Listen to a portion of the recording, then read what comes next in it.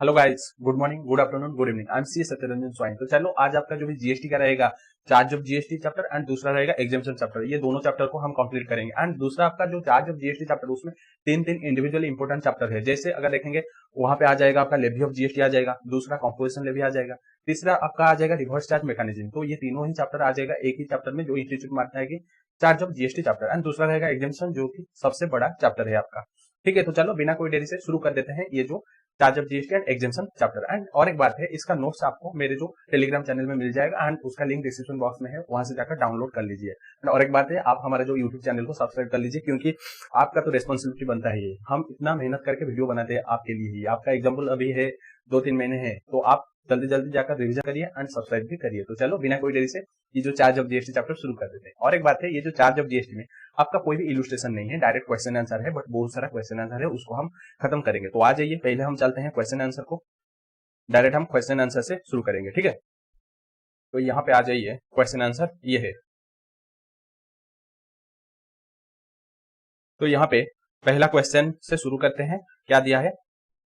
तो यहाँ पे क्वेश्चन नंबर 1 क्या दिया है, Panini private limited Jaipur agree to sponsor a sports event organise by pink city club in Jaipur. तो यहाँ पे पैनिनी लिमिटेड वो एग्री कर रहा है कि वो स्पॉन्सर का सर्विस लेगा, किससे, ये एक स्पोर्ट्स इवेंट ऑर्गेनाइज करेगा पिंक सिटी क्लब। ठीक है, पिंक सिटी क्लब। तो यहाँ पे पिंक सिटी क्लब जो भी होगा, ये होगा आपका सप्लायर। ठीक है, पिंक सिटी क्लब वो होगा सप्लायर एंड पैनिनी प्राइवेट लिमिटेड वो होगा रेसिपिएंट। ठीक है, वो होगा रेसिपिएंट। उसके बाद है Panini private limited has paid an amount of 5 lakh for such sponsorship of the sports event. तो यहाँ पे पैनिनी प्राइवेट लिमिटेड वो पेड करेगा amount of 5 lakh for such sponsorship of the sports event. ठीक है, स्पोर्ट्स इवेंट के लिए वो 5 लाख पेमेंट करेगा। ठीक है,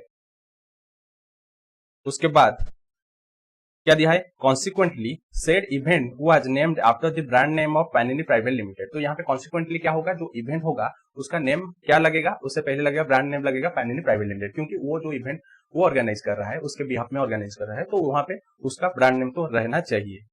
उसके बाद एग्जामिन करिए, examine who is the person liable to pay tax in the given case. तो यहाँ पे आपको एग्जामिन करना है कौन सा पर्सन यहाँ पे लाइबल होगा पेमेंट करने के लिए जीएसटी। तो और एक बात है, यहाँ पे आपको रिवर्स चार्ज के बारे में बोला है। एंड रिवर्स चार्ज एक नोटिफिकेशन के हेल्प से आया था, तो यहाँ पे कोई भी सेक्शन नहीं है, बट आपको वो नोटिफिकेशन नंबर लिखना पड़ेगा। नोटिफिकेशन नंबर क्या है, कोई भी अगर क्वेश्चन आएगा तो यहाँ पे आपको नोटिफिकेशन नंबर लिखना पड़ेगा, आज पर दिन नोटिफिकेशन नंबर। ठीक है, नोटिफिकेशन नंबर क्या है, 13/2017। तो यहाँ पे प्रोविजन में इसको ही लिखना पड़ेगा।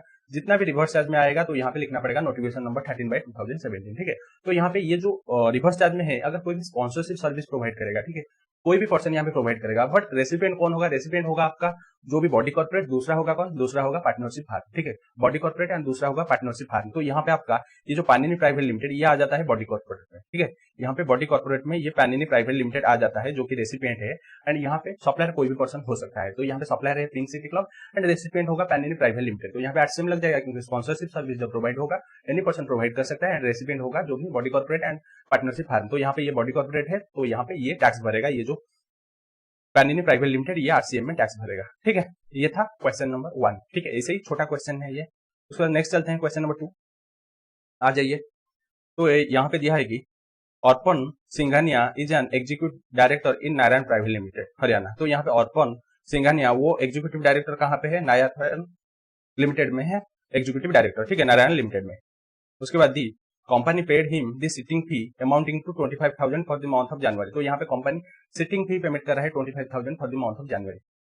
Further salary was paid to Arpan Singhania amounting to 1.5 lakh for the month of January on which TDS was also deducted as per the applicable provision of the income tax. तो यहाँ पे सैलरी भी उनको मिल रहा है कितना, 1.5 lakh for the month of January, and उसके ऊपर भी टीडीएस भी काट चुके हैं आज पर इनकम टैक्स प्रोविजन। तो इसके ऊपर तो जीएसटी नहीं लगेगा। उसके बाद देखते हैं तपस्या and associates in which Arpan Singhania is a partner. तो यहाँ पे तपस्या एंड एसोसिएट वो एक फार्म जैसा है, एंड उसमें अर्पण सिंघानिया वो एक पार्टनर है। And supplied certain professional services to Narayan limited in the month of January for an amount 2 lakh. तो यहाँ पे तपस्या एसोसिएट में जहाँ पे अर्पण सिंघानिया वो एक पार्टनर है, एंड वो सप्लाई कर रहा है सर्टेन प्रोफेशनल सर्विसेज, किसको, नारायण लिमिटेड को, एंड उसका वैल्यू है 2 lakh for the month of January. ठीक है, discuss the person liable to pay GST in each of the supplies involve in the given case. तो यहाँ पे आपको लाइबल कौन होगा जीएसटी पेमेंट करने के लिए इन दी इंडिविजुअल केसेस। ठीक है, इंडिविजुअल केसेस में देखना पड़ेगा कौन लाइबल होगा पेमेंट करने के लिए जीएसटी। तो यहाँ पे अगर देखेंगे पहले 3 यहाँ पे सर्विस प्रोवाइड हुआ है। पहले तो देख लेते हैं। ये जो अर्पण सिंघानिया, पहले ये जो अर्पण सिंघानिया ये एएस है, ये डायरेक्टर सर्विस किसको दे रहा है? ये जो नारायण लिमिटेड को, ठीक है, नारायण लिमिटेड को वो डायरेक्टर का सर्विस दे रहा है, ठीक है। तो डायरेक्टर का सर्विस जो भी देगा, तो यहाँ पे डायरेक्टर का जो सर्विस दे रहा है उसके लिए डायरेक्टर फी रिसीव कर रहा है, सिटिंग फी रिसीव कर रहा है 25,000, ठीक है। 25,000 का यहाँ पे डायरेक्टर फी या सिटिंग फी रिसीव कर रहा है। तो यहाँ पे आरसीएम लग जाएगा, क्योंकि अगर कोई भी डायरेक्टर वो अगर सर्विस देगा किसको, कोई भी कंपनी को, तो वहां पे वो जो कंपनी वो आरसीएम में टैक्स भरेगा, ठीक है। तो यहाँ पे कंपनी आरसीएम में टैक्स भरेगा। ये था पहला सिचुएशन। उसके बाद दूसरा सिचुएशन दे रहा है कि यहाँ पे सैलरी पेमेंट कर रहा है अर्पण सिंघानिया को, कौन? ये जो कंपनी नारायण लिमिटेड, उसको पहले तो ये सिटिंग फी दे रहा है, ठीक है, सिटिंग फी डायरेक्टर फी दे रहा है ये जो नारायण लिमिटेड, ठीक है। नारायण लिमिटेड वो डायरेक्टर फी या सिटिंग फी दे रहा है 25,000, तो यहाँ पे आरसीएम लग जाएगा। उसके बाद दूसरा सिचुएशन में दिया है कि ये जो नारायण लिमिटेड वो सैलरी पेमेंट कर रहा है, ठीक है, वो सैलरी पेमेंट कर रहा है एंड उसके ऊपर टीडीएस प्रोविजन भी लग गया है। तो सैलरी के ऊपर टीडीएस प्रोविजन लग रहा है, मीन इनकम टैक्स लग रहा है। तो यहाँ पे schedule number 3 of our section number 7 मना कर रहा है कि सैलरी के ऊपर कोई भी टैक्स नहीं लगेगा, जीएसटी नहीं लगेगा। तो ये शेड्यूल 3 में आ जाता है, तो इसलिए यहाँ पे कोई भी जीएसटी नहीं लगेगा, ठीक है। यहाँ पे आरसीएम लगेगा, ठीक है, यहाँ पे आरसीएम लगेगा एंड यहाँ पे कोई भी जीएसटी नहीं लगेगा, जीएसटी नहीं लगेगा, ठीक है। उसके बाद ये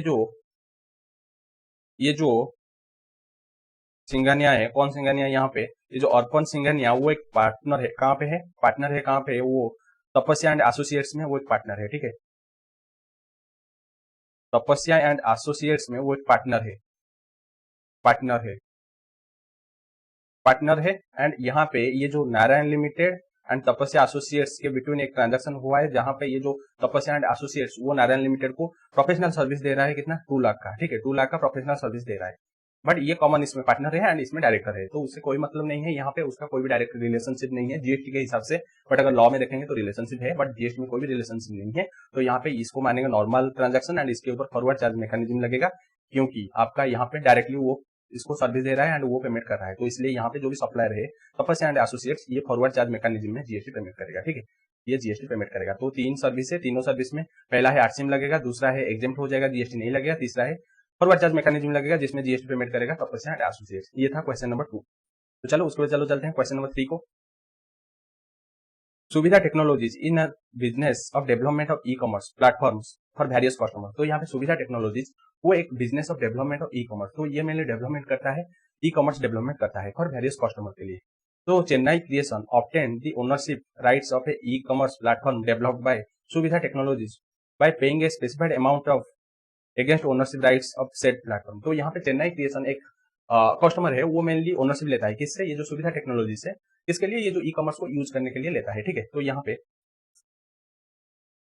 अगर देखेंगे रेड में सुविधा टेक्नोलॉजी, ये मेनली डेवलपमेंट करता है ई कॉमर्स प्लेटफॉर्म एंड इसको चेन्नई क्रिएशन लेता है, ठीक है। एंड जो भी पेमेंट करता है ओनरशिप के लिए, जो भी पेमेंट करता है क्या लेता है? ई कॉमर्स प्लेटफॉर्म, ठीक है। जैसे कोई भी वेबसाइट है, ठीक है, ई कॉमर्स प्लेटफॉर्म वेबसाइट कोई भी, वो मेनली प्लेटफॉर्म, ठीक है, प्लेटफॉर्म है। तो मेनली ये जो सुविधा टेक्नोलॉजी ये डेवलप करता है, बट यहाँ पे चेन्नई क्रिएशन वो ओनरशिप राइट्स लेता है जो भी पेमेंट करके अमाउंट। उसके बाद क्या होता है कि Chennai creation also enter into an annual maintenance contract with Suvidha technology for technical maintenance of the said platform. तो उसके बाद ये जो सुविधा टेक्नोलॉजी ये मेनली एक एनुअल मेंटेनेंस का एग्रीमेंट करता है कि जो भी एनुअल मेंटेनेंस होगा वो प्रोवाइड करेगा, जो भी फी रहेगा वो तो उसमें पेमेंट करेगा, ठीक है। तो जो भी मेंटेनेंस होगा वो वेबसाइट का, ई कॉमर्स प्लेटफॉर्म का, वो सब एनुअल मेंटेनेंस करेगा, ठीक है।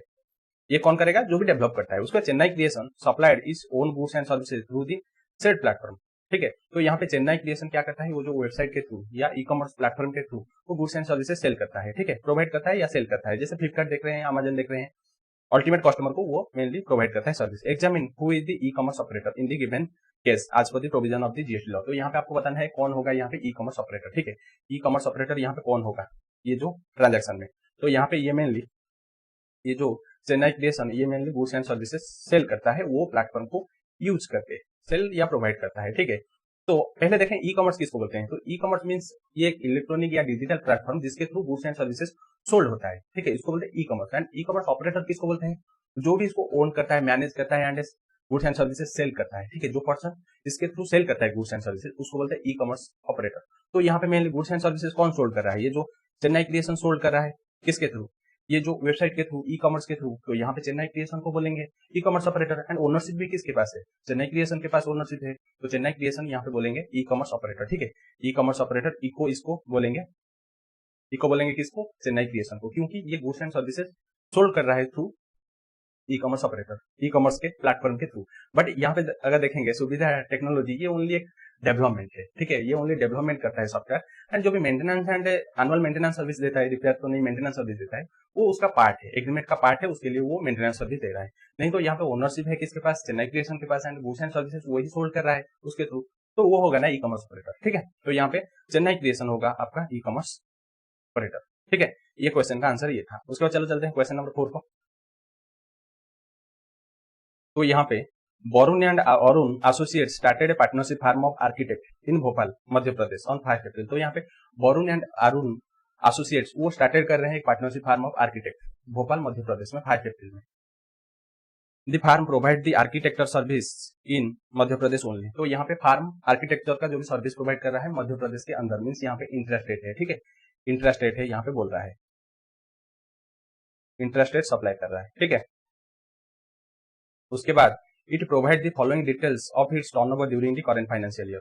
तो यहाँ पे डिटेल दे दिया है क्या क्या टर्नओवर है करंट फाइनेंशियल ईयर में। जैसे अप्रैल से जून है 20 लाख, तो अप्रैल से जून क्वार्टर के लिए 20 लाख का सेल किया है। उसके बाद जुलाई से सितंबर 30 लाख का यहाँ पे वो सेल किया है, टर्नओवर है। अक्टूबर से दिसंबर है 20 लाख का है। ठीक है, ये करंट ईयर में मेनली रजिस्ट्रेशन लिया है एंड कॉर्पोरेट मींस कमेंस हुआ है करंट ईयर में, तो इसलिए ये करंट ईयर में अप्रैल से जून में 20 लाख सेल किया है, जुलाई से सितंबर 30 लाख सेल किया है एंड अक्टूबर से दिसंबर 20 लाख सेल किया है। उसके बाद firm has obtained the registration under section number 22 with effect from 1 July and opt to pay tax under composition scheme. तो यहाँ पे इसका जो भी टर्नओवर हो रहा है 20 लाख, ठीक है, तो 1 जुलाई में वो रजिस्ट्रेशन लेता है, नॉर्मल रजिस्ट्रेशन, बट ये पेमेंट कर रहा है कंपोजिशन स्कीम में, क्योंकि उसका टर्नओवर 150 लाख से कम है। मध्य प्रदेश के लिए यहाँ पे रहेगा 150 लाख मीन 1.5 करोड़ से कम है, तो कंपोजिशन स्कीम लेता है।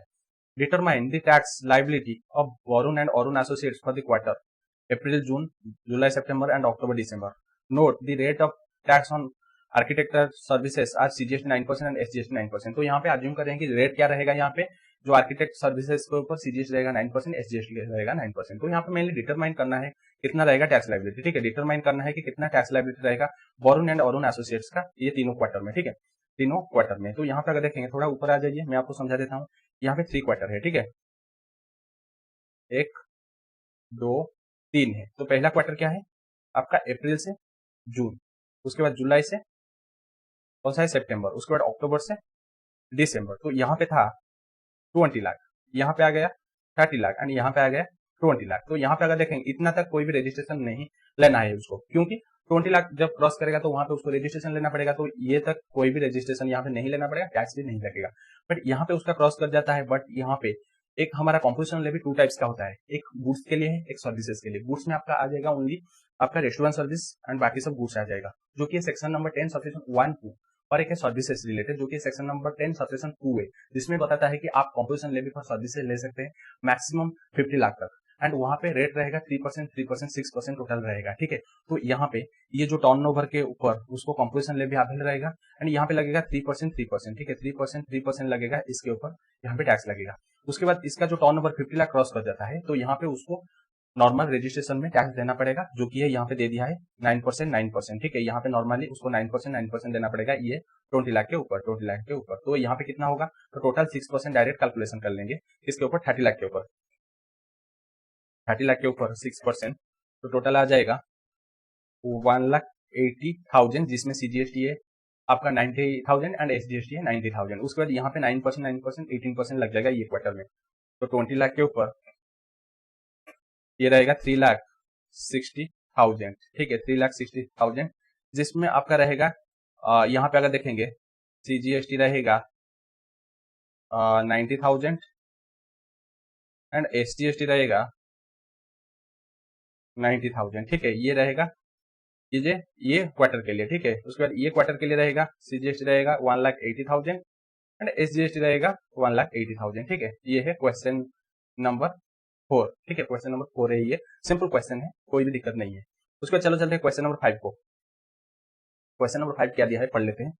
Examine whether the supplies are eligible for composition levy under section number 10 in the following independent cases in the beginning of the current financial year। तो यहाँ पे आपको बताना है कि ये जो फॉलोइंग सब सप्लाई दिया है वो एलिजिबल होगा क्या कंपोजिशन लेवी के लिए, ठीक है। इंडिपेंडेंट केस में आपको बताना है and beginning of the current financial year का डिटेल दे दिया है। पहले तो यहाँ पे टेक्नोलॉजी एंटरप्राइजेस रजिस्टर इन जलंधर पंजाब, तो यहाँ पे टेक्नोलॉजी एंटरप्राइजेस वो रजिस्टर है पंजाब में है, जलंधर पंजाब में। Is engage in manufacturing and supplying of computer system, तो यहाँ पे वो एंगेज है मैन्युफैक्चरिंग ऑफ कंप्यूटर सिस्टम, ठीक है। Manufacturing and supplying of computer system means ये गुड्स में एंगेज है। इट्स एग्रीगेट टर्नओवर कितना है in the preceding financial year है 125 लाख, ठीक है। उसका एग्रीगेट टर्नओवर है 125 लाख है। उसके बाद technology enterprises supply the computer system manufacture by it with in the state of Punjab, तो यहाँ पे ये ओनली जो भी टेक्नोलॉजी एंटरप्राइजेस सप्लाई कर रहा है कंप्यूटर सिस्टम ओनली पंजाब के अंदर, मींस यहाँ पे इंटरेस्टेड सप्लाई। अगर इंटरेस्टेड सप्लाई होगा तो वहाँ पे कंपोजिशन लेवी नहीं लगेगा, यहाँ पे इंटरेस्टेड सप्लाई कर रहा है। With a view of the expand its business operation, it will also start providing the repairing services of computer system in Punjab in the current financial year. तो वो उसका एक्सपेंड करना चाहता है बिजनेस ऑपरेशन, तो उसके लिए वो चाहता है कि रिपेयरिंग सर्विस देने के लिए, तो कितना तक दे सकता है रिपेयरिंग सर्विसेज। तो ये तो मेनली सेक्शन नंबर 10 सबसेक्शन 212, ठीक है। सबसेक्शन 1-2 बता रहा है यहाँ पे आप 150 लाख से अगर कम होगा एंड स्पेशल कैटेगरी टर्नओवर में अगर वहां पे स्टेट में अगर 75 लाख से कम होगा टर्नओवर तो वहां पे वो एलिजिबल हो जाएगा। तो यहाँ पे 125 लाख जो कि 150 लाख से कम है तो यहाँ पे एलिजिबल हो जाएगा for composition levy for goods के लिए। बट वहां पे ओनली रिपेयर सर्विस, रिपेयर नहीं रेस्टोरेंट सर्विस वहां पे कवर होता है। बट अलग सर्विस कितना तक वो दे सकता है, अलग सर्विस दे सकता है मैक्सिमम 10% ऑफ टर्नओवर और 5 लाख, ठीक है। 10% ऑफ टर्नओवर और 5 लाख। तो यहाँ पे अगर देखेंगे 10% ऑफ टर्नओवर, 10% ऑफ टर्नओवर है 125 लाख है, तो ये आ जाएगा 12.5 लाख है और 5 lakh, whichever is higher. तो यहाँ पे हायर मींस यहाँ पे हायर होगा ये 12 लाख, 12.5 लाख तक यहाँ पे वो सर्विस, यहाँ पे रिपेयर सर्विस दे सकता है, ठीक है। नहीं तो ये ओनली गुड्स में एंगेज जब होगा यहाँ पे कंपोजिशन लेवी लगता है। एंड यहाँ पे तो टर्नओवर 50 लाख से ज्यादा है तो इसलिए यहाँ पे कंपोजिशन लेवी फॉर सर्विसेज नहीं लगेगा, जो कि है सेक्शन नंबर 10 सबसेक्शन 2 है, यहाँ पे नहीं लगेगा क्योंकि ये 50 लाख से ज्यादा है तो ये नहीं लगेगा, ये वाला लगेगा। बट मैक्सिमम कितना दे सकता है 12.5 लाख दे सकता है, ठीक है। ये है पहला पार्ट है। उसके बाद दूसरा पार्ट चलते हैं। ये जो बी पॉइंट में क्या दिया है, आ जाइए। मेसर्स सिद्धार्थ एंड सॉन्स रजिस्टर इन दिल्ली, तो यहाँ पे मेसर्स सिद्धार्थ एंड सॉन वो रजिस्टर है दिल्ली में। ओन है restaurant tasty and foods with the turn off 112 lakh, ठीक है। 1 करोड़ 12 लाख है। तो यहाँ पे सिद्धार्थ एंड सॉन्स वो रजिस्टर है दिल्ली में एंड वो ओन कर रहा है एक रेस्टोरेंट जिसका नाम है टेस्टी फूड्स एंड टर्नओवर है 112 लाख है in the preceding financial year में। And in view of the growing customer demand it will also start interested trading of juice in Delhi, तो वो इंक्रीज हो रहा है कस्टमर का डिमांड, तो इसके लिए वो चाहता है कि वो स्टार्ट करेगा interested trading of juice. Juice means यहाँ पे सप्लाई ऑफ गुड्स होगा, ठीक है। ये मेनली किसमें था, रेस्टोरेंट सर्विसेज में था। बट यहाँ पे juice trading in juice means यहाँ पे वो आ जाएगा किसमें, गुड्स में आ जाएगा। तो यहाँ पे गुड्स अनलिमिटेड हो सकता है, मींस गुड्स यहाँ पे कोई दिक्कत नहीं होगा। गुड्स वो 150 लाख तक यहाँ पे कर सकता है टर्नओवर एंड सर्विसेज में रेस्टोरेंट सर्विस है 150 लाख, तो ये मेनली टर्नओवर उसका 112 लाख जो कि 150 लाख से कम है, तो इसलिए यहाँ पे वो एंगेज हो सकता है कंपोजिशन लेवी में, कोई दिक्कत नहीं होगा एंड गुड्स तो हो सकता है, ठीक है। अगर अलग कोई भी सर्विस होता है तो वहां पे दिक्कत आ जाता है, लिमिटेशन आ जाता है 10% और 5 लाख विचवर इज हायर। बट यहाँ पे वो कंपोजिशन लेवी ले सकता है, कोई भी दिक्कत नहीं होगा, ठीक है। कंपोजिशन लेवी ले सकता है, कोई दिक्कत नहीं होगा, ठीक है। ये था पार्ट बी। उसके बाद पार्ट सी चलते हैं। Sitaram associates register in Sikkim is engage in the running a restaurant chain veg kitchen in the state, तो यहाँ पे सीताराम एसोसिएट वो रजिस्टर है सिक्किम में है एंड वो रनिंग करेंगे रेस्टोरेंट चेन जिसका नाम है veg kitchen in the state. It has a turnover of 73 lakh in the preceding financial year, तो यहाँ पे उसका टर्नओवर है 73 lakh in the preceding financial year.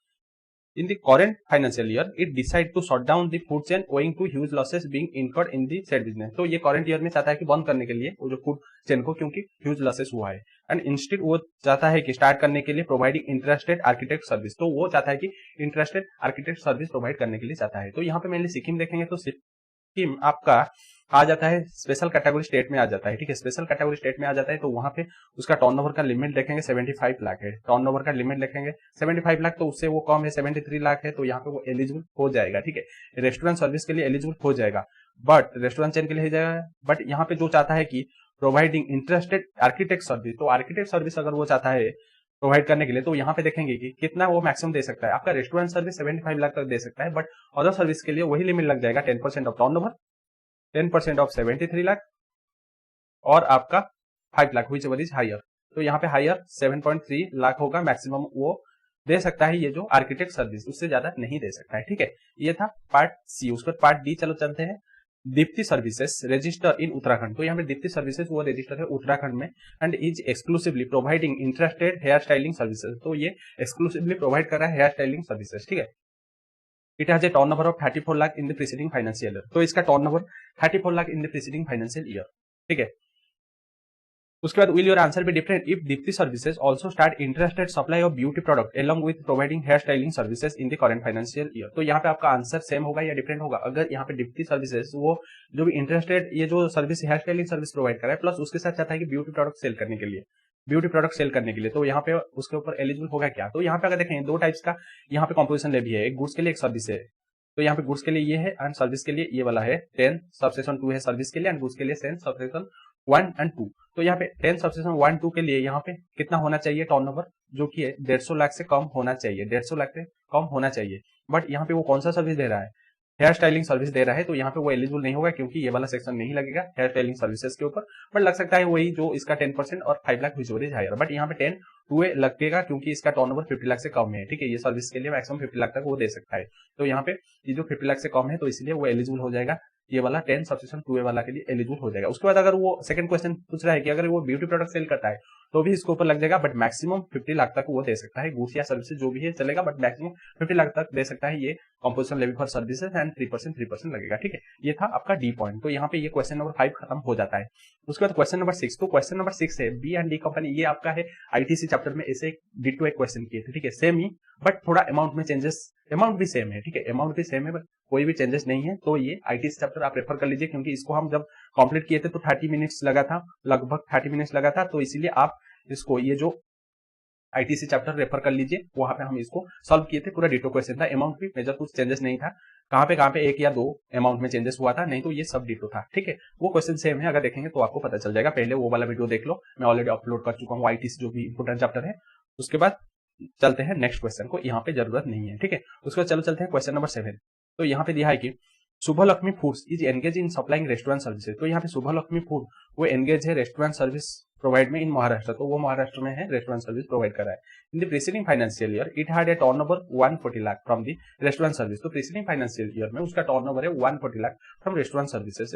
Further it had earn bank interest 20 lakh from the fixed deposit. तो यहाँ पे further वो bank interest 20 lakh यहाँ पे रिसीव किया है। तो मैं आपको बता देता हूँ, आपका एग्रीगेट टर्नओवर में बैंक इंटरेस्ट नहीं जाएगा, आपका अलग exempt supply of goods and services जाएगा, बट बैंक इंटरेस्ट नहीं जाएगा। तो बैंक इंटरेस्ट अगर जहां पे देखेंगे एग्रीगेट टर्नओवर में नहीं लेंगे, इसको इग्नोर करेंगे, ठीक है। उसके बाद you are required to advise Shubhlakshmi foods whether it is eligible for composition scheme under subsection 1 subsection 2 of the section 10 in the current financial year. तो यहाँ पे एलिजिबल होगा क्या कंपोजिशन लेवी, जो कि सेक्शन नंबर 10 सबसेक्शन 1 2 के लिए एलिजिबल होगा क्या। तो उसके लिए टर्नओवर का लिमिट 150 लाख से कम होना चाहिए, ठीक है, 150 लाख से कम होना चाहिए। तो यहाँ पे अगर देखें टर्नओवर कितना है 140 लाख है, क्योंकि इसको नहीं लेंगे, ये जो 20 लाख को नहीं लेंगे, 140 लाख है, तो यहाँ पे वो एलिजिबल हो जाएगा कंपोजिशन लेवी फॉर गुड्स के लिए हो जाएगा। एंड यहाँ पे कितना टैक्स लगेगा, यहाँ पे ये मेनली सर्विसेज से तो 2.5% लगेगा। तो यहाँ पे टोटल 140 लाख के ऊपर 2.5% रहेगा सीजीएसटी रहेगा एंड एसजीएसटी रहेगा वही 2.5%, ठीक है, एसजीएसटी रहेगा वही 2.5% इसके ऊपर, ठीक है। 140 लाख मल्टीप्लाई हो जाएगा 2.5%, तो कितना होगा यहाँ पे अगर देखेंगे कैलकुलेशन अगर करेंगे 140 लाख इंटू 2.5%, तो यहाँ पे 3.5 लाख, ठीक है, 3.5 लाख हो जाएगा सीजीएसटी एंड एसजीएसटी हो जाएगा 3.5 लाख, ठीक है। सिंपल क्वेश्चन था। उसका सेकंड पार्ट में क्या पूछा है, Further, assuming that in the current financial year its turnover 130 लाख from the supply of restaurant service, तो फर्दर assume करोगे कि इसका करंट फाइनेंशियल ईयर में टर्नओवर है 130 lakh from supply of restaurant services and 10 lakh from the supply of farm labour in Maharashtra and 10 lakh from supply of farm labour in Maharashtra, ठीक है।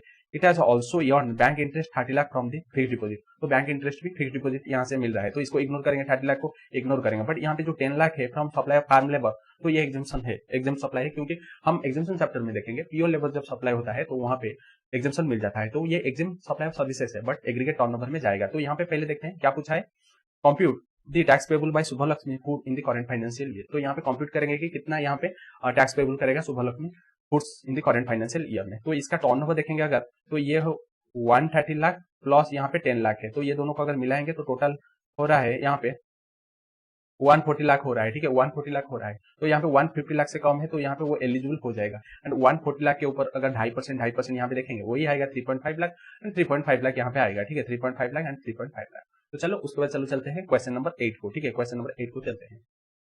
तो यहाँ पे दिया है कि Bansal and Chandiok started a partnership firm of chartered accountant in Jaipur Rajasthan on 5 April. तो यहाँ पे बंसल एंड चंडियोक वो स्टार्टेड कर रहे हैं एक partnership firm of chartered accountant in the state of Rajasthan Jaipur में 5 अप्रैल में। उसके बाद the firm specialises in the providing of audit services to banks in Rajasthan. Mainly ये स्पेशलाइजेस है ऑडिट सर्विस प्रोवाइड करने में राजस्थान में, बैंक को ये प्रोवाइड करता है। It provided the following details of its turnover. तो ये डिटेल दे दिया है टर्नओवर का, ठीक है। तो यहाँ पे क्वार्टर दे दिया है एंड अमाउंट दे दिया है। अप्रैल जून के लिए है 10 लाख एंड जुलाई टू सितंबर के लिए है 20 लाख, ठीक है। It cross the threshold limit of 20 lakh on 1 अगस्त। तो यहाँ पे वो थ्रेशोल्ड लिमिट 1 अगस्त को क्रॉस कर रहा है, तो इसलिए उसको रजिस्ट्रेशन लेना पड़ेगा। उसके बाद Bansal and Chandiok wishes to opt to pay tax at concessional rate under section number 10 subsection 2A। तो यहाँ पे बंसल एंड चंडियोक वो चाहते हैं कि पे करने के लिए टैक्स एट कंसेशनल रेट जो की है composition levy section number 10 subsection 2A means composition levy for services को अवेल करने के लिए वो चाहते हैं, ठीक है।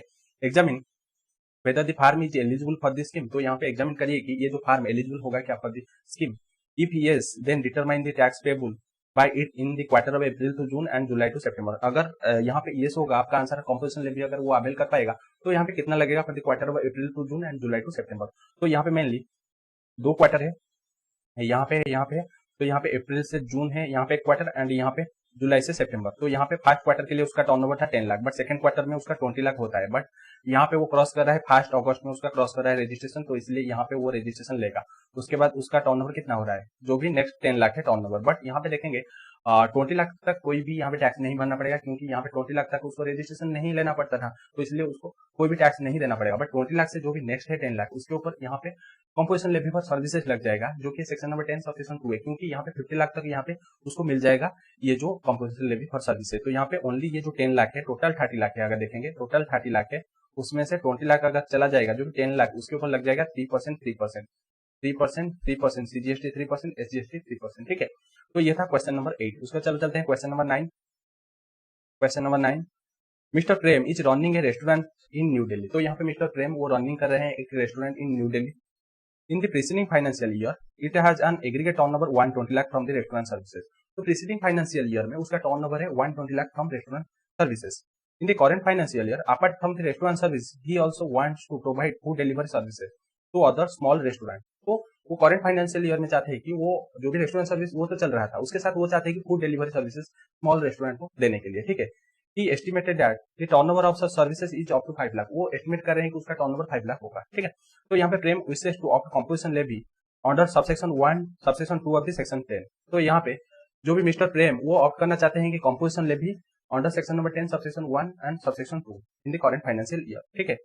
You are required to advise him for the same. तो आपको यहाँ पे एडवाइस देना पड़ेगा। तो यहाँ पे अगर देखेंगे उसका टर्नओवर कितना है, रेस्टोरेंट सर्विस यहाँ पे एलिजिबल हो जाएगा एंड टर्नओवर है 120 लाख जो कि 150 लाख से कम है, तो यहाँ पे वो एलिजिबल हो जाएगा। एंड सर्विस जो वो चाहता है कि फूड डिलीवरी सर्विस देने के लिए, तो मैक्सिमम वो सर्विस दे सकता है कितना, सर्विस दे सकता है 10% ऑफ यहाँ पे 120 लाख है जो कि है 12 लाख है और 5 लाख whichever is higher। तो यहाँ पे 12 लाख है हायर, तो 12 लाख तक यहाँ पे वो सर्विस दे सकता है अदर सर्विस, तो ये 5 लाख दे रहा है, तो यहाँ पे वो एलिजिबल हो जाएगा, कोई भी दिक्कत नहीं होगा, ठीक है। तो यहाँ पे प्रेम ऑप्ट करना चाहता है तो यहाँ पे एलिजिबल हो जाएगा कंपोजिशन लेवी, कोई भी दिक्कत नहीं होगा, ठीक, कोई भी दिक्कत नहीं होगा, ठीक है। तो ये था क्वेश्चन नंबर 9। उसके बाद चलते हैं क्वेश्चन नंबर 10 को। क्वेश्चन नंबर 10 है मेसर्स हीरालाल एंड सन्स। तो यहाँ पे मेसर्स हीरालाल एंड सन्स वो रजिस्टर इन कर्नाटका, वो रजिस्टर है कर्नाटका में। He opted to avail the benefit of composition scheme under subsection 1 2 of the section 10 from 1 April. तो यहाँ पे वो ऑप्ट करना चाहते हैं कि composition levy under section number 10 subsection 1 2 means goods के लिए वो अवेल करना चाहते हैं। It has furnished the following details for the quarter ended 30 जून। तो यहाँ पे वो फॉलोइंग डिटेल्स फर्निश किए हैं फॉर द क्वार्टर एंडेड 30 जून के लिए, वो फॉलोइंग डिटेल्स फर्निश किए हैं। तो यहाँ पे serial number, items and rupees दे दिया अमाउंट में। तो पहले तो taxable turnover of goods with in the state, तो यहाँ पे taxable turnover with in the state कितना है 15 lakh and exempted turnover of goods exempted by way of notification with in the state है 17 लाख। तो टोटल टर्नओवर है 32 लाख, ठीक है, 32 लाख है, ठीक है।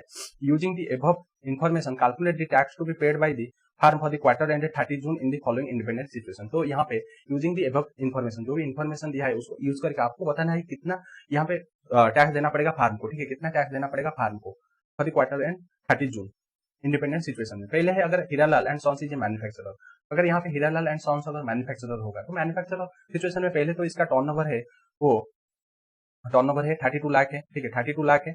तो यहाँ पे वो एलिजिबल हो जाएगा, ठीक है, एलिजिबल हो जाएगा सेक्शन नंबर 10 सबसेक्शन 1 2 के लिए वो एलिजिबल हो जाएगा, ठीक है। बट यहाँ मैन्युफैक्चरर के ऊपर कितना लगेगा यहाँ पे टैक्स, सीजीएसटी 1% लगेगा। 1% में 0.5 किसका, जो भी उसका टोटल टर्नओवर, ठीक है। टोटल टर्नओवर ये 32 लाख के ऊपर लगेगा, सीजीएसटी एसजीएसटी लग जाएगा, ठीक है। 0.5 करके 0.5 मीन्स 1% लग जाएगा, ठीक है।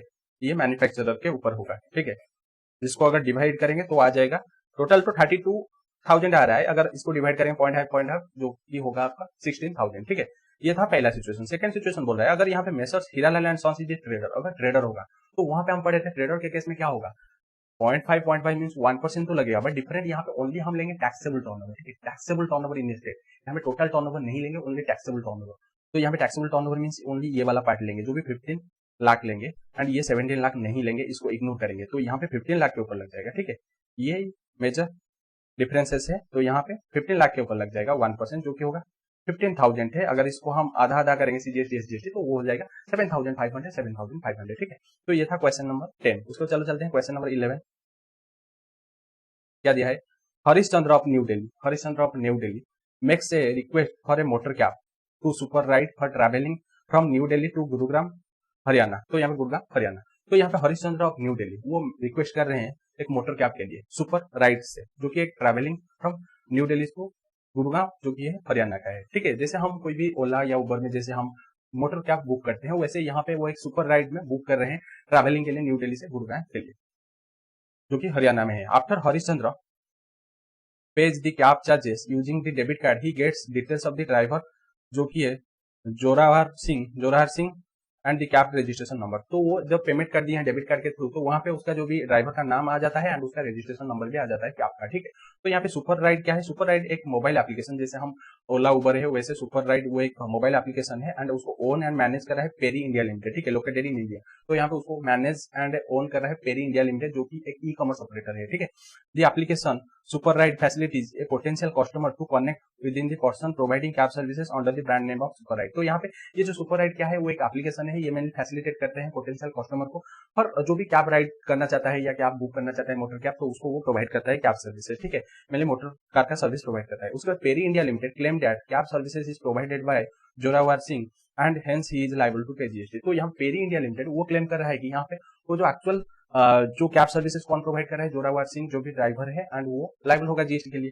With the reference of the provision of the IGST act determine who is the person liable to pay GST in detail. तो यहाँ पे आपको जीएसटी प्रोविजन के हिसाब से बताना है कि यहाँ पे कौन लायबल होगा पेमेंट करने के लिए जीएसटी। तो यहाँ पे मेन जो सप्लायर कौन है, यहाँ पे जोरावर सिंह जेएस है आपका सप्लायर है, ठीक है, सप्लायर है। एंड रेसिपिएंट कौन है, तो रेसिपिएंट यहाँ पे है हरीश चंद्र, ठीक है, एच है रेसिपिएंट। बट यहाँ पे ई कॉमर्स ऑपरेटर के थ्रू दे रहा है। यहाँ पे ई कॉमर्स ऑपरेटर कौन है, ई कॉमर्स ऑपरेटर है आपका, ई कॉमर्स ऑपरेटर है यहाँ पे पेरी इंडिया लिमिटेड, ठीक है, Peri India Limited, Peri India PEL, ठीक है, ई कॉमर्स ऑपरेटर, ठीक है। ये एक एप्लीकेशन देता है जो कि सुपर राइड है, सुपर राइड के थ्रू ये मेनली लेता है राइड। तो हम पढ़े थे सेक्शन नंबर 9 सबसेक्शन 5 में था जो था, एंड आपका आईजीएसटी एक्ट का था सेक्शन नंबर 5 सबसेक्शन 5 में था। अगर आप कोई भी स्पेसिफाइड सर्विसेज है टू ई कॉमर्स ऑपरेटर आप अगर प्रोवाइड करते हैं, तो वहां पे ई कॉमर्स ऑपरेटर लायबल होगा। तो स्पेसिफाइड सर्विसेज क्या था, एचएमटी, एचएमटी में था आपका एक था ट्रांसपोर्टेशन सर्विस। ट्रांसपोर्टेशन सर्विस में आपका ड्राइवर रजिस्टर हो या नहीं हो, मीन्स यहाँ पे जवाहर सिंह रजिस्टर हो या ऑन रजिस्टर हो, तो वहां पे ऑलवेज ई कॉमर्स ऑपरेटर टैक्स भरेगा, ठीक है, ई कॉमर्स ऑपरेटर टैक्स भरेगा ऑलवेज, ठीक है। टैक्स आरसीएम में टैक्स देना पड़ेगा, ये जो ई कॉमर्स ऑपरेटर में है, एंड वो इंडिया का है ई कॉमर्स ऑपरेटर जो कि पेरी इंडिया लिमिटेड, उसको टैक्स भरना पड़ेगा। उससे पहले हम देख लेते हैं कि ये जो पेरी इंडिया लिमिटेड वो ई कॉमर्स ऑपरेटर है या नहीं है। तो ई कॉमर्स ऑपरेटर किसको बोलते हैं, जो भी पर्सन वो ऑपरेट करता है, मैनेज करता है ई कॉमर्स को, मींस इलेक्ट्रॉनिकली या digitally for providing goods and services, उसको बोलेंगे ई कॉमर्स ऑपरेटर। तो यहाँ पे पेरी इंडिया लिमिटेड उसका सुपर राइड एप्लीकेशन है, वो एप्लीकेशन के थ्रू सर्विस प्रोवाइड कर रहा है। तो यहाँ पे ये जो स्पेसिफाइड सर्विस प्रोवाइड कर रहे हैं, तो यहाँ पे रियल सप्लायर नहीं भरेगा टैक्स, टैक्स कौन भरेगा, जो भी ई कॉमर्स ऑपरेटर आरसीएम में टैक्स भरेगा, ठीक है, आरसीएम में टैक्स भरेगा। तो चलो ये था क्वेश्चन नंबर 12, ठीक है। तो यहाँ पे कौन भरेगा, ये जो पेरी इंडिया लिमिटेड, ठीक है, पेरी इंडिया लिमिटेड टैक्स भरेगा। उसके बाद क्वेश्चन नंबर 12 को आ जाइए। दिया है कि MN Limited has 2 registered places of business. तो यहाँ पे एमएन लिमिटेड का 2 रजिस्टर्ड प्लेस ऑफ बिजनेस है in the state of Haryana, in the state of Haryana 2 registered business place है। Its aggregate turnover during the previous year was 62 lakh. तो उसका aggregate turnover है previous year में 62 लाख है, एंड इट विशेष वो चाहता है कि ऑप्ट करने के लिए composition levy under subsection 1 subsection 2 of the section number 10 for the one place of business in the current year and wants to continue registration under regular scheme and pay other unit को चाहता है कि normal rate में payment करने के लिए for other place of business. Can MN Limited do so explain the reason. तो यहाँ पे वो जो एमएन लिमिटेड उसका 2 रजिस्टर प्लेस है, तो उसका जो भी टर्नओवर है वो है 62 लाख है। तो वो चाहता है एक प्लेस ऑफ बिजनेस को कंपोजिशन लेवी क्लेम करने के लिए एंड दूसरा बिजनेस को नॉर्मल टैक्स में नॉर्मल रेट में पेमेंट करने के लिए। तो यहाँ पे ये नहीं हो पाएगा क्योंकि हम पढ़े थे सेक्शन नंबर 10 में पढ़े थे, अगर आप दो बिजनेस है मीन्स एक पैन में जो कि रजिस्टर है इनकम टैक्स के हिसाब से पैन जो होता है परमानेंट अकाउंट नंबर में अगर 2-3 जितना भी रजिस्ट्रेशन प्लेस है रजिस्टर प्लेस है बिजनेस का, तो वहाँ पे ऑल बिजनेस के लिए उसको लेना पड़ेगा कंपोजिशन लेवी, नहीं तो वो नहीं ले पाएगा। एक बिजनेस के लिए कंपोजिशन दूसरा बिजनेस के लिए नॉर्मल नहीं ले पाएगा। ऑल बिजनेस जितना भी रजिस्टर है सेम पैन पर तो उसको लेना पड़ेगा क्या कंपोजिशन लेवी लेना पड़ेगा। अगर एक बिजनेस वो इनएलिजिबल हो जाता है कंपोजिशन लेवी के लिए तो ऑल बिजनेस के लिए उसको नॉर्मल स्कीम में लेना पड़ेगा। तो यहाँ पे वो नहीं कर पाएगा, ठीक है, यहाँ पे नहीं कर पाएगा, वो जो स्कीम अवेल नहीं कर पाएगा इसे, एक के लिए कंपोजिशन लेवी अदर के लिए नॉर्मल लेवी, ठीक है। तो ये था क्वेश्चन नंबर 12। सिंपल क्वेश्चन है, इसमें टाइम नहीं ज्यादा लगाएंगे, आपका एग्जामिनेशन चैप्टर इसके बाद है, यहाँ पे टाइम लगाएंगे, ठीक है। तो यहाँ पे रणबीर इंडस्ट्रीज रजिस्टर इन हिमाचल प्रदेश, तो यहाँ पे रणबीर इंडस्ट्रीज वो रजिस्टर है हिमाचल प्रदेश में, is engage in making interstate supplies of readymade garment. तो यहाँ पे वो एंगेज होता है इंटरस्टेट सप्लाई, तो इंटरस्टेट सप्लाई में एंगेज होता है, ठीक है, इंटरस्टेट सप्लाई में एंगेज होता है। The aggregate turnover of the Ranbir industries in the preceding financial year 70 lakh, तो उसका एग्रीगेट टर्नओवर है 70 लाख एंड यहाँ पे आपका जो भी टर्नओवर है 150 लाख से कम है क्योंकि आपका हिमाचल प्रदेश के लिए 150 लाख से कम है, तो यहाँ पे एग्रीगेट टर्नओवर ठीक है 150 लाख से कम है एंड वो एलिजिबल हो जाएगा, बट यहाँ पे इंटरेस्ट रेट सप्लाई कर रहा है जो कि यहाँ पे इनएलिजिबल हो जाएगा, ठीक है।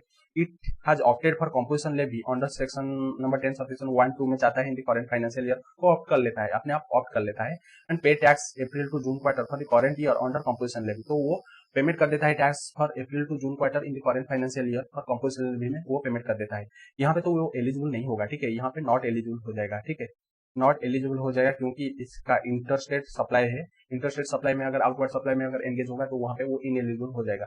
उसके बाद क्या करता है कि वो ऑलरेडी भूल कर चुका है कि वो अवेल करके पेमेंट कर देता है टैक्स। उसके बाद the proper officer has levied penalty for wrongly availing the scheme on the Ronbir Industries in addition to the tax payable by it। तो यहाँ पे प्रॉपर ऑफिसर क्या करता है कि वो लेवी कर रहा है penalty for wrongly availing of the scheme के लिए, वो यहाँ पे पेनल्टी क्लेम कर रहा है किसके ऊपर, ये जो रॉनबीर इंडस्ट्री के ऊपर वो पेनल्टी क्लेम कर रहा है, ठीक है।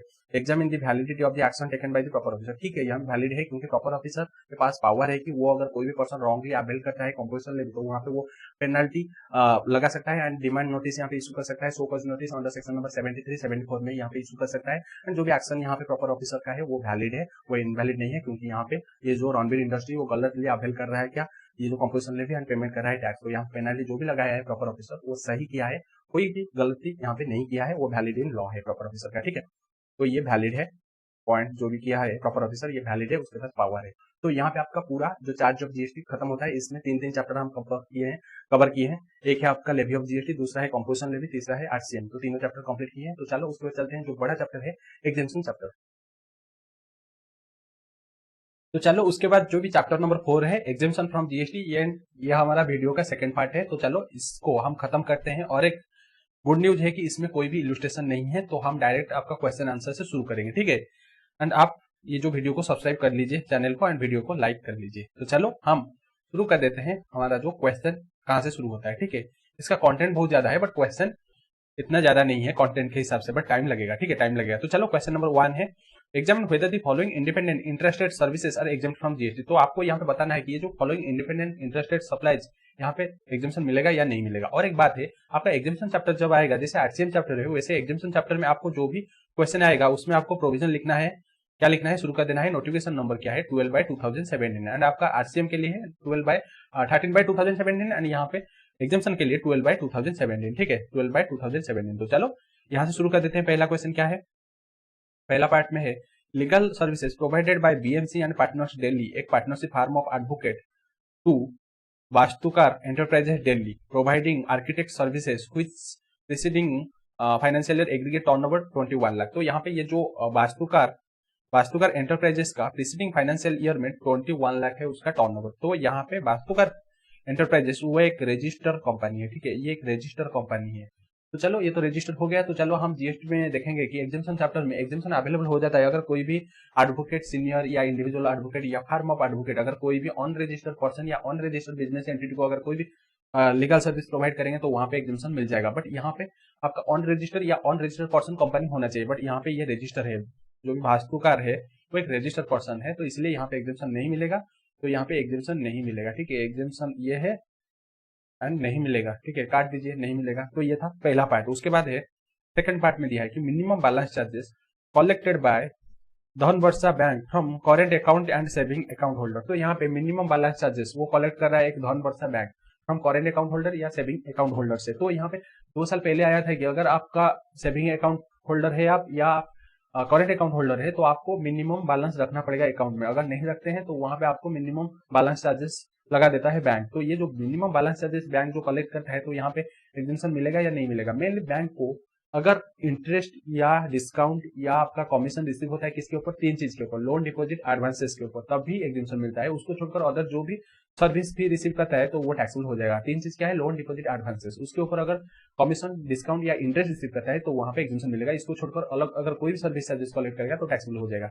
तो यहाँ पे लोन, डिपॉजिट, एडवांसेस के रिलेटेड नहीं है तो इसलिए यहाँ पे भी एग्जेम्पशन नहीं मिलेगा, टैक्सेबल हो जाएगा। ठीक है, ये था क्वेश्चन नंबर 1। ठीक है, एंड प्रोविजन से पहले आपको लिखना है नोटिफिकेशन नंबर 12/2017। ठीक है, इससे आपको एक मिलेगा जो अलग स्टूडेंट से। ठीक है, तो उसके बाद क्वेश्चन नंबर 2 दिया है कि Shiv medical centre multi speciality hospital, वो एक multi speciality hospital is registered supplier in Mumbai. तो वो शिव मेडिकल सेंटर वो एक मल्टी स्पेशलिटी हॉस्पिटल है एंड वो रजिस्टर कहाँ पे है, वो है मुंबई में है।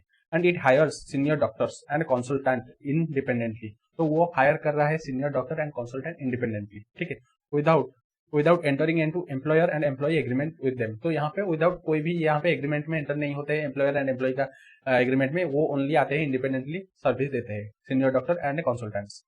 These doctors and consultant provide consultancy services to in patient who are admitted to the hospital for treatment without any there being any contract with such patient। तो यहाँ पे ये जो सीनियर डॉक्टर एंड कंसल्टेंट ये क्या करते हैं, ये मेनली सर्विस देते हैं किसको, जो भी पेशेंट है जो एडमिट होते हैं हॉस्पिटल में without agreement with the patient. तो पेशेंट के साथ एग्रीमेंट नहीं करते हैं, यहाँ पे ओनली उनको ट्रीटमेंट देते हैं। ऐसे ही होता है, आप अगर कोई भी हॉस्पिटल में जाएंगे, आप पहले जाकर वो हॉस्पिटल का जो डॉक्टर के साथ आप एग्रीमेंट करेंगे क्या, आप जाते हैं हॉस्पिटल में, वहां पे आपका ट्रीटमेंट होता है, आपका एग्रीमेंट नहीं होता है वहां पे। ठीक है, तो इसलिए वही होता है सब नॉर्मल सिचुएशन में।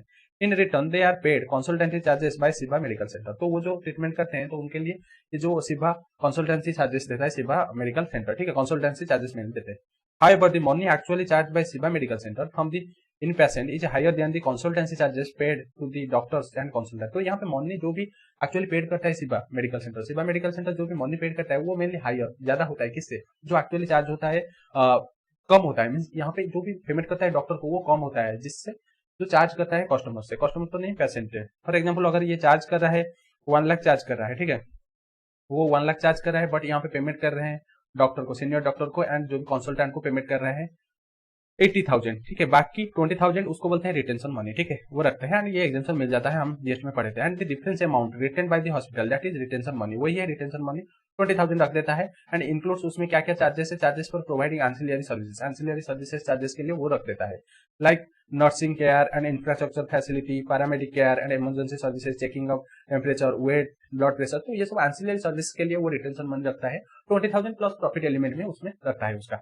उसके बाद डिपार्टमेंट 2 के stand that senior doctor and consultant providing services to Shiva medical centre not to the patient. तो यहाँ पे डिपार्टमेंट बोल रहा है कि ये जो सीनियर डॉक्टर एंड आपका कंसल्टेंट वो दे रहे हैं सर्विस किसको, शिवा मेडिकल सेंटर को, ना कि वो पेशेंट को नहीं दे रहे हैं, वो शिवा मेडिकल सेंटर को दे रहे हैं service. Hence their service are not health care services and must be subjected to GST. तो वो सर्विसेज जो भी दे रहे हैं वो हेल्थ केयर सर्विसेज नहीं है, क्योंकि वो बोल रहे हैं कि जो भी पेशेंट को देंगे सर्विसेज उसको बोलेंगे health care services.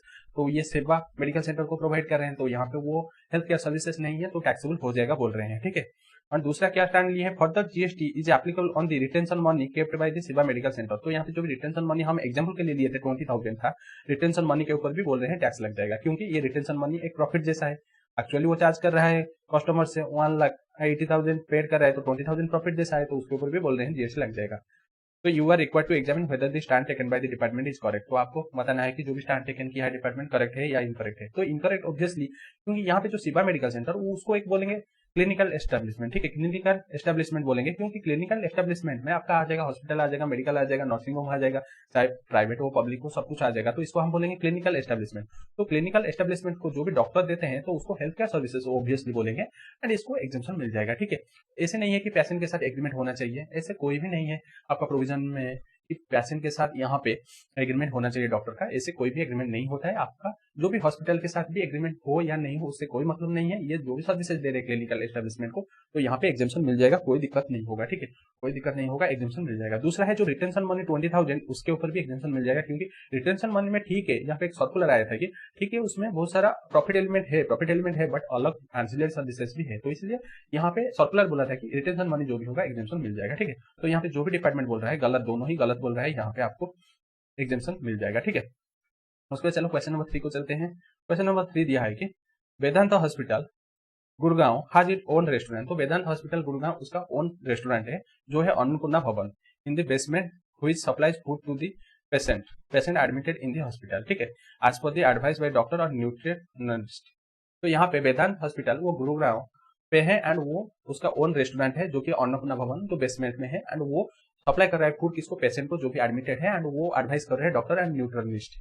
And Annapurna Bhavan also supplies food to other patient. तो यहाँ पे अन्नपूर्णा भवन ऑल्सो वो फूड सप्लाई कर रहा है अदर पेशेंट को जो कि एडमिटेड नहीं है बट वो अटेंडेंस के लिए आते हैं या विजिटर्स के लिए आते हैं, उनको भी वो फूड सप्लाई कर रहा है। यहाँ पे जो अन्नपूर्णा भवन है वो दोनों पेशेंट को दे रहा है फूड एंड जो भी अटेंडेंट विजिटर को भी वो दे रहा है food, and the food prepare by the employ of the hospital. तो यहाँ पे जो भी फूड वो एम्प्लॉय ऑफ द हॉस्पिटल यहाँ पे प्रिपेयर कर रहे हैं, and nothing is outsource to any third party vendor. तो यहाँ पे कोई भी आउटसोर्स नहीं है, मींस यहाँ पे कैटरिंग आउटडोर कैटरिंग नहीं लिए हैं, जो भी सब उनका एम्प्लॉय ही प्रिपेयर कर रहे हैं। Vedanta hospital is of the view that all services provided by clinical establishment are exempt from GST. तो यहाँ पे वेदांत हॉस्पिटल उसका जो भी व्यू है कि वो जो भी सर्विसेज प्रोवाइड करता है क्लिनिकल एस्टेब्लिशमेंट सब कुछ एग्जेम्प्ट हो जाता है, एंड दस इज नॉट लाइबल टू पे एनी टैक्स। तो कोई भी टैक्स नहीं देने के लिए लाइबल होगा। You are required to test the correctness of the view taken by the Vedant hospital. तो यहाँ पे आपको करेक्टनेस ऑफ द जो भी व्यू टेकन किया है वेदांत हॉस्पिटल आपको बताना है। तो ऑब्वियसली ये जो भी बोला है partly correct and partly incorrect, ठीक है, ये partially correct and partially incorrect, क्योंकि यहाँ पे जो भी वेदांत हॉस्पिटल जो भी प्रोवाइड कर रहा है, एक तो वेदांत हॉस्पिटल एक क्लिनिकल एस्टेब्लिशमेंट, तो क्लिनिकल एस्टेब्लिशमेंट जो भी सर्विस प्रोवाइड करता है mainly health care service provide करता है। ये जो फूड सर्विसेज है उसके साथ फूड जो भी प्रोवाइड करता है तो वो है एंसिलियरी सर्विसेज है। मेन सर्विस है हेल्थ केयर सर्विसेज, ट्रीटमेंट का सर्विस है, बट वो फूड सर्विस प्रोवाइड कर रहा है वो एंसिलियरी सर्विसेज है। तो यहाँ पे कंपोजिट सप्लाई बोलेंगे, एंड कंपोजिट सप्लाई में मेन जो प्रिंसिपल सप्लाई क्या है हेल्थ केयर सर्विसेज है, तो health care services exempt means यहाँ पे फूड सर्विसेज जो प्रोवाइड कर रहा है वो भी एग्जेम्प्ट हो जाएगा एंसिलियरी सर्विस, क्योंकि कंपोजिट सप्लाई में हम प्रिंसिपल सप्लाई का देखेंगे नेचर क्या है, प्रिंसिपल अगर एग्जेम्प्ट होगा तो एंसिलियरी भी एग्जेम्प्ट हो जाएगा। बट यहाँ पे ये जो सर्विस प्रोवाइड करें अगर पेशेंट को प्रोवाइड करेंगे जो भी एडमिटेड है तभी एग्जेम्पशन मिलेगा, अगर वो विजिटर्स या कोई भी अटेंडेंट को अगर पेमेंट करेंगे तो वहाँ पे टैक्सेबल हो जाएगा। तो ये जो वेदांत हॉस्पिटल बोल रहे हैं कि दोनों को एग्जेम्पशन मिल जाएगा, नहीं, दोनों को प्रोवाइड करेंगे एग्जेम्पशन नहीं मिलेगा, ओनली जो भी पेशेंट को प्रोवाइड करेंगे टैक्सेबल एग्जेम्पशन मिल जाएगा, बट जो भी विजिटर्स एंड अटेंडेंट्स को पेमेंट करेंगे वो टैक्सेबल हो जाएगा, जो कि पार्शियली करेक्ट है, ठीक है। उसके बाद चलो क्वेश्चन नंबर 4 को चलते हैं। Indian institute of management IIM Indore organises A placement drive for the student starting in the campus. तो यहाँ पे IIM जो कि Indian institute of management Indore, ये यहाँ पे एक प्लेसमेंट ड्राइव कर रहा है, मींस प्लेसमेंट प्रोग्राम कर रहा है फॉर जो भी स्टूडेंट स्टडी कर रहे हैं कैंपस में। And many multinational companies register की हैं for the placement programme and pay registration fee 1 lakh. तो ये जो प्लेसमेंट प्रोग्राम में बहुत सारा मल्टीनेशनल कंपनीज वो रजिस्टर की है for the placement programme, and उसके लिए वो रजिस्ट्रेशन फी 1 लाख पेमेंट किए हैं। उसके बाद IIM Indore is of the view that such consideration received from the multinational companies for participating in the placement programme is exempt from GST। तो यहाँ पे ये जो IIM इंदौर का व्यू है कि ये दे रहा है, एक एजुकेशनल इंस्टीट्यूशन है IIM इंदौर, एंड वो जो भी सर्विस प्रोवाइड कर रहा है मल्टीनेशनल कंपनी को फॉर प्लेसमेंट प्रोग्राम के लिए वो एग्जेम्प्ट हो जाएगा, क्योंकि एजुकेशनल इंस्टीट्यूशन जो भी सर्विस देता है एग्जेम्पशन मिल जाता है। Explain whether the view taken bye IIM Indore is correct. तो यहाँ पे जो भी व्यू लिया है वो करेक्ट है क्या, इनकरेक्ट है, क्योंकि यहाँ पे IIM जो भी इंदौर वो तो एक एजुकेशनल इंस्टीट्यूशन है, क्योंकि IIM आपका एजुकेशनल इंस्टीट्यूशन में आ जाता है, उसमें जो भी सब पढ़ाई एंट्रेंस या एडमिशन सब कुछ होता है एजुकेशनल इंस्टीट्यूशन में वो आ जाता है, एंड वो रिकॉग्नाइज बाय इंडियन लॉ है, तो इसलिए उसको एजुकेशनल इंस्टीट्यूशन तो बोलेंगे सही है। बट वो अगर 3 चीज को देगा, स्टूडेंट स्टाफ फैकल्टी को अगर कोई भी सर्विस देगा एग्जेम्पशन मिल जाएगा, स्टूडेंट स्टाफ फैकल्टी को, उसको छोड़कर अलग किसी को अगर सर्विस देगा तो वहाँ पे क्या होगा, टैक्सेबल हो जाएगा। तो यहाँ पे अगर एजुकेशनल इंस्टीट्यूशन अगर किसको देगा, एक मल्टीनेशनल कंपनीज को जो भी सर्विस देता है, तो वो स्टूडेंट स्टाफ फैकल्टी में नहीं आता है, तो इसीलिए ये टैक्सेबल हो जाएगा, ठीक है। इसलिए ये जो Indian institute of management Indore जो भी बोल रहा है इनकरेक्ट है, ठीक है, इनकरेक्ट है। सिंपल क्वेश्चन था। उसमें चलो नेक्स्ट क्वेश्चन चलते हैं। इंडिया कॉर्पोरेशन लिमिटेड एक पब्लिक सेक्टर अंडरटेकिंग PSU है। तो यहाँ पे इंडियन कॉर्पोरेशन लिमिटेड एक पब्लिक सेक्टर अंडरटेकिंग है, has been taken loan from a banking company wellness bank limited. तो यहाँ पे वो लोन टेकन किया है एक बैंकिंग कंपनी जो कि है wellness bank limited. The loan was guaranteed by central government of India. तो यहाँ पे जो भी लोन उसको गारंटी कौन कर रहा है, central government of India. And Indian corporation limited defaulted in the repayment of such loan. यहाँ पे इंडियन कॉर्पोरेशन लिमिटेड वो डिफॉल्ट कर रहा है for repayment of the loan. Examine whether the services of guaranteeing the loan by the central government in the given case is liable to GST. तो यहाँ पे आपको एग्जामिन करना है कि जो भी यहाँ पे गारंटी का सर्विस दे रहा है, जो गारंटी लोन का सर्विस दे रहा है सेंट्रल गवर्नमेंट, यहाँ पे लायबल होगा क्या टैक्स के लिए। तो मैं आपको समझा देता हूँ, ठीक है। तो यहाँ पे इंडियन कॉर्पोरेशन लिमिटेड ICL है एंड वो लोन किससे ले रहा है, ये वेलनेस बैंक लिमिटेड से ले रहा है, लोन ले रहा है। उसके लिए गारंटी कौन दे रहा है, सेंट्रल गवर्नमेंट गारंटी दे रहा है, ठीक है। गारंटी दे रहा है सेंट्रल गवर्नमेंट, गारंटी दे रहा है एंड गारंटी दे रहा है, इसके लिए वो गारंटी फी लेगा किससे, ICL से, इंडिया कॉर्पोरेशन लिमिटेड से गारंटी फी लेगा। तो ये जो गारंटी फी है तो उसको ऊपर टैक्स लगेगा क्या, नहीं लगेगा, क्योंकि गारंटी अगर देगा सेंट्रल गवर्नमेंट या स्टेट गवर्नमेंट, या सेंट्रल गवर्नमेंट स्टेट गवर्नमेंट, अगर कोई पब्लिक सेक्टर अंडरटेकिंग को अगर गारंटी देगा फॉर लोन के लिए बैंक को, तो वहां पे एग्जम्पशन मिल जाएगा। एंड यहाँ पे जो बात बोला है कि यहाँ पे वो डिफॉल्ट करता है रिपेमेंट में, उससे कोई मतलब नहीं है। यहाँ पे गारंटी फी जो भी मिलेगा सेंट्रल गवर्नमेंट को तो वो एग्जेम्प्ट हो जाएगा, ठीक है, वो एग्जेम्प्ट हो जाएगा, वो एग्जेम्प्ट हो जाएगा, कोई दिक्कत नहीं होगा। वो रिपेमेंट में डिफॉल्ट कर रहा है उससे कोई मतलब नहीं है, यहाँ पे एग्जेम्पशन मिल जाएगा। जो भी क्वेश्चन पूछा है उस हिसाब से यहाँ पे एग्जेम्पशन मिल जाएगा, ठीक है। उसके बाद आगे चलते हैं, क्वेश्चन नंबर 6 को आ जाइए। ब्रिटिश हाई कमीशन जो कि chief diplomatic mission of the United kingdom UK located in India. तो यहाँ पे ब्रिटिश हाई कमीशन का जो भी चीफ डिप्लोमेटिक मिशन है ऑफ UK वो लोकेटेड इंडिया में है। सब कंट्री का डिप्लोमेटिक मिशन इंडिया में है, वैसे UK का भी इंडिया में है। एंड वो प्रोवाइड करा है advisory services to the student willing to travel to UK for further studies. तो ये मेनली एडवाइजरी सर्विस दे रहा है, जो भी स्टूडेंट इंडिया का वो विलिंग कर रहे हैं मीन्स स्टडी करने के लिए, हायर स्टडी करने के लिए UK में, मीन्स ये मेनली एडवाइजरी सर्विस देगा कि वहां पे कैसे स्टडी करोगे, क्या क्या चाहिए स्टडी करने के लिए, क्या रहेगा फी। मेनली ये एडवाइजरी देता है किसको, इंडियन स्टूडेंट जो भी चाहते हैं UK में हायर स्टडीज करने के लिए। एंड द मिशन जो डिप्लोमेटिक मिशन, उसके लिए ऑर्गेनाइज किया है सेमिनार, ठीक है, सेमिनार ऑर्गेनाइज किया है for student and registration fee 5000 for student has been charge from the student for the same. तो वो एक सेमिनार ऑर्गेनाइज किया है जिसमें वो एडवाइस देगा, उसके लिए वो स्टूडेंट का रजिस्ट्रेशन फी लेता है 5000 for student in the seminar. You are required to determine whether the advisory services provided by British High Commission are liable to GST। तो आपको यहाँ पे एडवाइस देना है, ठीक है, यहाँ पे डिटरमाइन करना है कि जो भी एडवाइस दिया है फॉरेन डिप्लोमेटिक मिशन को वहाँ पे एग्जेम्पशन मिलेगा या टैक्सेबल होगा। तो मैं बता देता हूँ, जो भी फॉरेन डिप्लोमेटिक मिशन जो भी यहाँ पे इंडिया में सर्विस देगा, चाहे वो स्टूडेंट को हो या कोई पर्सन को हो, तो वहाँ पे एग्जेम्पशन मिल जाएगा, ठीक है। यहाँ पे एग्जेम्पशन मिल जाएगा, ये जो भी एडवाइजरी सर्विस मेनली देता है इंडिया में, तो बहुत कंट्री का इंडिया में है, तो वो एग्जेम्पशन मिल जाता है GST में, क्योंकि इनकम टैक्स उसके ऊपर लगता है, तो इसलिए GST यहाँ पे नहीं लगेगा, तो यहाँ पे एग्जेम्पशन मिल जाता है, ठीक है, एग्जाम हो जाता है। सिंपल क्वेश्चन एंड इनका प्रोविजन भी एक लाइन में है, तो इसलिए ज्यादा इसमें कोई बात नहीं है समझाने वाला। उसके बाद भूषण बायोमेडिकल वेस्ट लिमिटेड। तो यहाँ पे Bhushan biomedical waste limited is providing services of biomedical waste treatment to Vishuddhi pharma company. तो यहाँ पे वो भूषण बायोमेडिकल वेस्ट लिमिटेड वो प्रोवाइड कर रहा है services of biomedical waste treatment. किसको सर्विस प्रोवाइड कर रहा है, विशुद्धि फार्मा कंपनी को वो सर्विस प्रोवाइड कर रहा है। मीन्स फार्मा कंपनी का जो भी बायोमेडिकल वेस्ट उसको वो ट्रीटमेंट करेगा, ठीक है, मीन्स उसको वेस्ट को सब बाहर कर देगा, ठीक है। उसके बाद for such services Bhushan biomedical waste limited her charge a fix sum on the monthly basis. तो उसके लिए भूषण बायोमेडिकल वेस्ट वो चार्ज कर रहा है फिक्स सम, किससे, ये जो विशुद्धि फार्मा कंपनी से, ठीक है।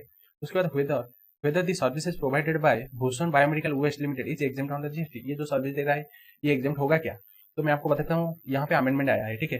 पहले तो यहाँ पे ये है भूषण बायोमेडिकल वेस्ट, ये सर्विस दे रहा है विशुद्धि फार्मा कंपनी को। कौन सा सर्विस, बायोमेडिकल वेस्ट ट्रीटमेंट, ठीक है, दे रहा है। तो ये मेनली एक एग्जेम्पशन मिल जाता है अगर कोई भी कंपनी, ठीक है, बायोमेडिकल वेस्ट कंपनी अगर कोई भी सर्विस देगा, बायोमेडिकल वेस्ट ट्रीटमेंट सर्विस देगा अगर कोई भी क्लिनिकल एस्टेब्लिशमेंट को, तो वहां पे एग्जेम्पशन मिल जाएगा। बट यहाँ पे क्लिनिकल एस्टेब्लिशमेंट नहीं है, ये जो विशुद्धि फार्मा कंपनी वो क्लिनिकल एस्टेब्लिशमेंट नहीं है, ये क्लिनिकल एस्टेब्लिशमेंट नहीं है, तो इसलिए यहाँ पे कोई भी एग्जेम्पशन नहीं मिलेगा। क्वेश्चन का आंसर ये है। बट इस पर अमेंडमेंट आया है, ये जो मई 2023 के लिए आपका अमेंडमेंट आया है कि यहाँ पे जो बायोमेडिकल वेस्ट ट्रीटमेंट देता है बायोमेडिकल वेस्ट कंपनी, तो वहां पे एग्जेम्पशन नहीं मिलेगा, हट गया है। यहाँ पे पूरा एग्जेम्पशन ये हट गया है, कोई भी एग्जेम्पशन नहीं है। मैंने तो पहले तो ये जो क्वेश्चन है ये तो टैक्सेबल होगा, ठीक है, ये तो टैक्सेबल होगा, ये क्वेश्चन जो भी बता रहा है वो टैक्सेबल होगा। एंड उसके ऊपर यहाँ पे अमेंडमेंट होकर ये वाला प्रोविजन हट गया है कि जब बायोमेडिकल वेस्ट जो भी देता है ट्रीटमेंट, बायोमेडिकल वेस्ट ट्रीटमेंट, तो वहाँ पे एग्जेम्पशन नहीं मिलता है, ठीक है, वहाँ पे एग्जेम्पशन नहीं मिलता है, वो टैक्सेबल हो जाएगा, ठीक है, वो टैक्सेबल हो जाएगा, वही बोल रहा है यहाँ पे, ठीक है, वही बोल रहा है यहाँ पे, वो टैक्सेबल हो जाएगा। एंड यहाँ पे कोई भी एग्जेम्पशन नहीं मिलेगा। एक तो ये जो फार्मा कंपनी वो एक क्लिनिकल एस्टेब्लिशमेंट नहीं है, ये क्लिनिकल एस्टेब्लिशमेंट में हॉस्पिटल होते हैं, नर्सिंग होम होते हैं, ये सब होते हैं, बट यहाँ फार्मा कंपनी कभी भी वो नहीं होगा क्लिनिकल एस्टेब्लिशमेंट। उसके बाद ये वाला एग्जेम्पशन पूरा हट गया है, तो अभी पूरा टैक्सेबल हो जाएगा, इसके रिलेटेड क्वेश्चन आएगा तो टैक्सेबल हो जाएगा, ठीक है। ये था आपका क्वेश्चन नंबर 7। उसके बाद चलो चलते हैं क्वेश्चन नंबर 8 को। तो यहाँ पे और एक बात है, आपका जो अमेंडमेंट है, अमेंडमेंट आपको मिल जाएगा जब आपका इंस्टीट्यूट का आरटीपी आएगा, तो उसका 2-3 दिन के अंदर आपको अमेंडमेंट पूरा मिल जाएगा। तो आपका इंस्टीट्यूट का आरटीपी आने दो, उसके बाद आपका अमेंडमेंट हो जाएगा, इसको हम स्पेसिफिकली पढ़ाएंगे। उसके बाद और एक बात है, ये जो क्वेश्चन आंसर रहेगा ये पूरा अमेंडेड रहेगा आपका मई 2023 के लिए एंड उसका ऑनवर्ड जो भी एग्जाम आएगा। यहाँ पे क्वेश्चन नंबर 8 है, determine whether GST is payable in respect of each of the following independent services provided by the registered person. तो यहाँ पे आपको डिटरमाइन करना है कि जीएसटी पेएबल होगा क्या इन each of the following independent services. ठीक है, आपको जीएसटी पेएबल होगा क्या। तो यहाँ पे फी है 10,000 charge from office staff for in house personality development course conducted by Munjerilal college. Munjerilal college जो भी सर्विस प्रोवाइड कर रहा है, एंड मुंजेरीलाल कॉलेज यहाँ पे education as a part of curriculum for obtaining a qualification recognised by Indian law. तो यहाँ पे मेनली 10,000 फी चार्ज कर रहा है for in house personality development के लिए। कौन चार्ज कर रहा है यहाँ पे? मुंजेरीलाल कॉलेज। मुंजेरीलाल कॉलेज कौन है? वो एक education as a part of curriculum for obtaining qualification which is recognised by Indian law. Means जो मुंजेरीलाल कॉलेज वो एक है एजुकेशनल इंस्टीट्यूशन। ठीक है, वो एक एजुकेशनल इंस्टीट्यूशन है। तो एजुकेशनल इंस्टीट्यूशन जो भी सर्विस प्रोवाइड करेगा किसको? स्टूडेंट, स्टाफ, फैकल्टी को, कोई भी सर्विस, तो वहां पे एग्जाम्शन मिल जाएगा। तो यहाँ पे कौन सा सर्विस प्रोवाइड कर रहा है? ये जो इन हाउस पर्सनैलिटी डेवलपमेंट जो भी सर्विस प्रोवाइड कर रहा है स्टूडेंट को, तो यहाँ पे एग्जाम्शन मिल जाएगा। ठीक है, क्योंकि ये एक आपका एजुकेशनल इंस्टीट्यूशन, तो ये जो एजुकेशनल इंस्टीट्यूशन जो भी स्टूडेंट, स्टाफ, फैकल्टी को जो भी सर्विस प्रोवाइड करेंगे तो वहां पे एग्जाम्शन मिल जाएगा। तो यहाँ पे ये मेनली आपका पर्सनालिटी डेवलपमेंट के लिए कोर्स कंडक्ट कर रहा है स्टूडेंट के लिए, तो एग्जाम्शन मिल जाएगा। एंड एजुकेशनल इंस्टीट्यूशन में आपका 3 चीज आ जाएगा। पहले तो जो भी आपका आएगा pre school up to higher secondary. दूसरा है यहाँ पे ये वाला आ जाएगा जो भी आपका अगर education as a part of curriculum for obtaining qualification which is recognised by law. तीसरा आएगा कि कोई भी vocational training which is recognised by Indian law. तो ये तीनों आ जाएगा आपका एजुकेशनल इंस्टीट्यूशन में। ठीक है, तो यहाँ पे एग्जाम्शन मिल जाएगा। उसके बाद सेकंड में देखते हैं,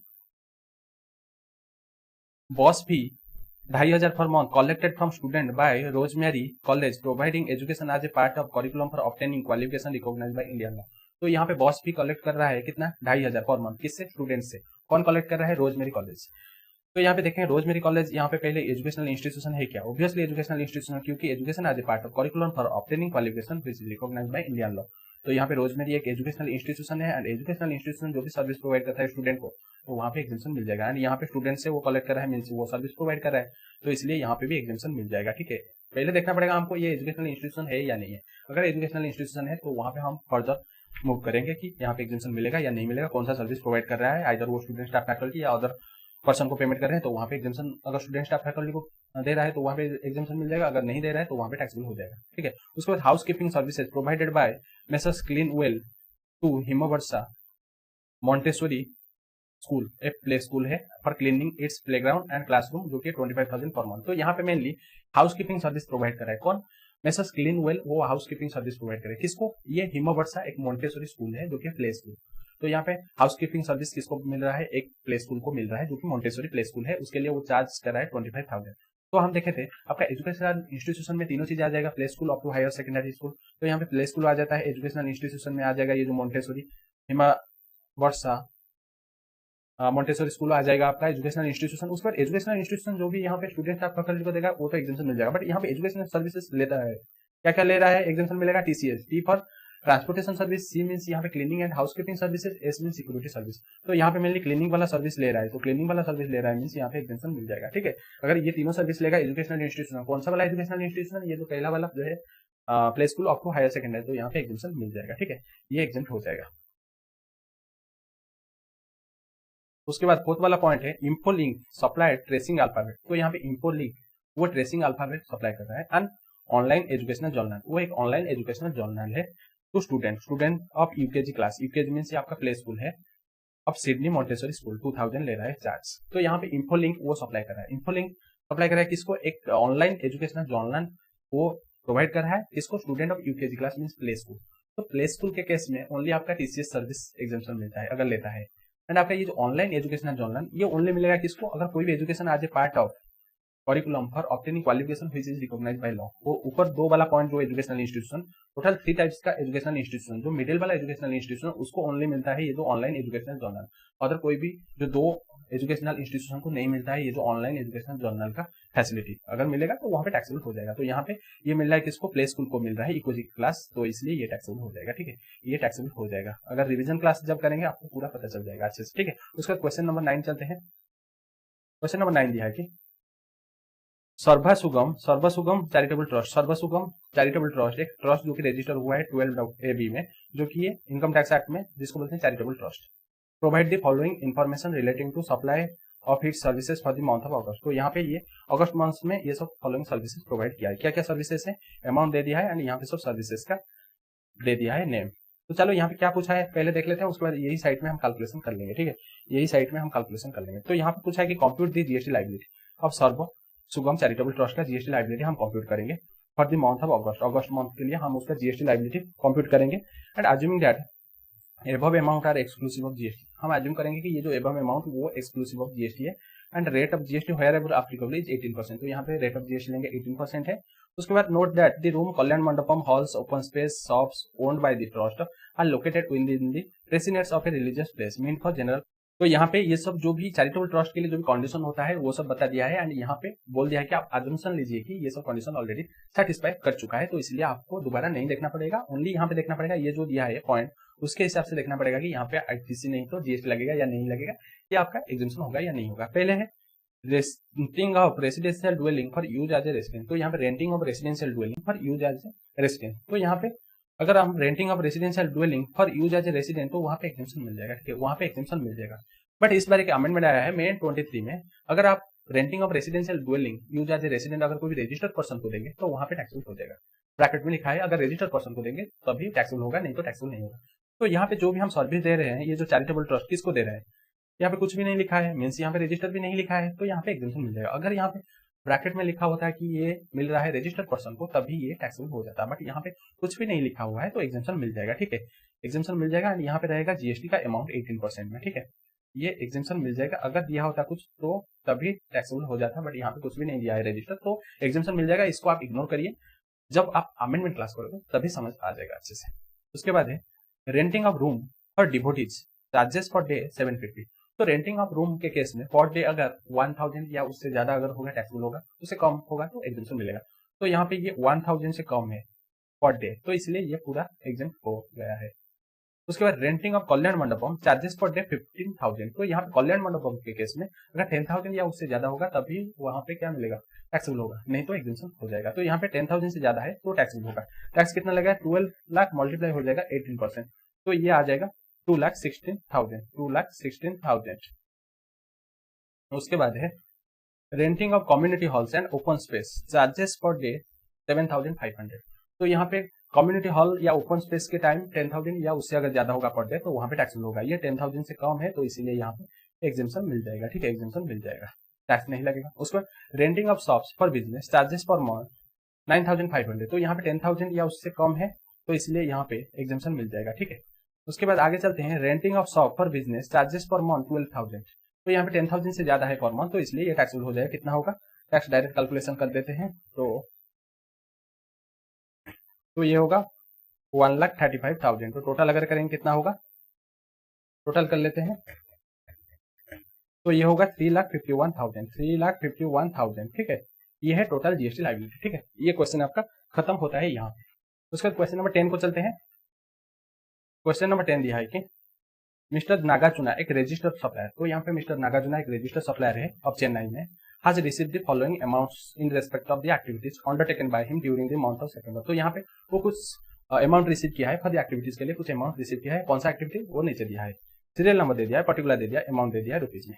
तो यहाँ पे क्वेश्चन में क्या पूछा है देख लेते हैं। यहाँ पे note all the transaction stated above are interested transaction and also exclusive of GST. Means यहाँ पे सीजीएसटी एसजीएसटी लगेगा।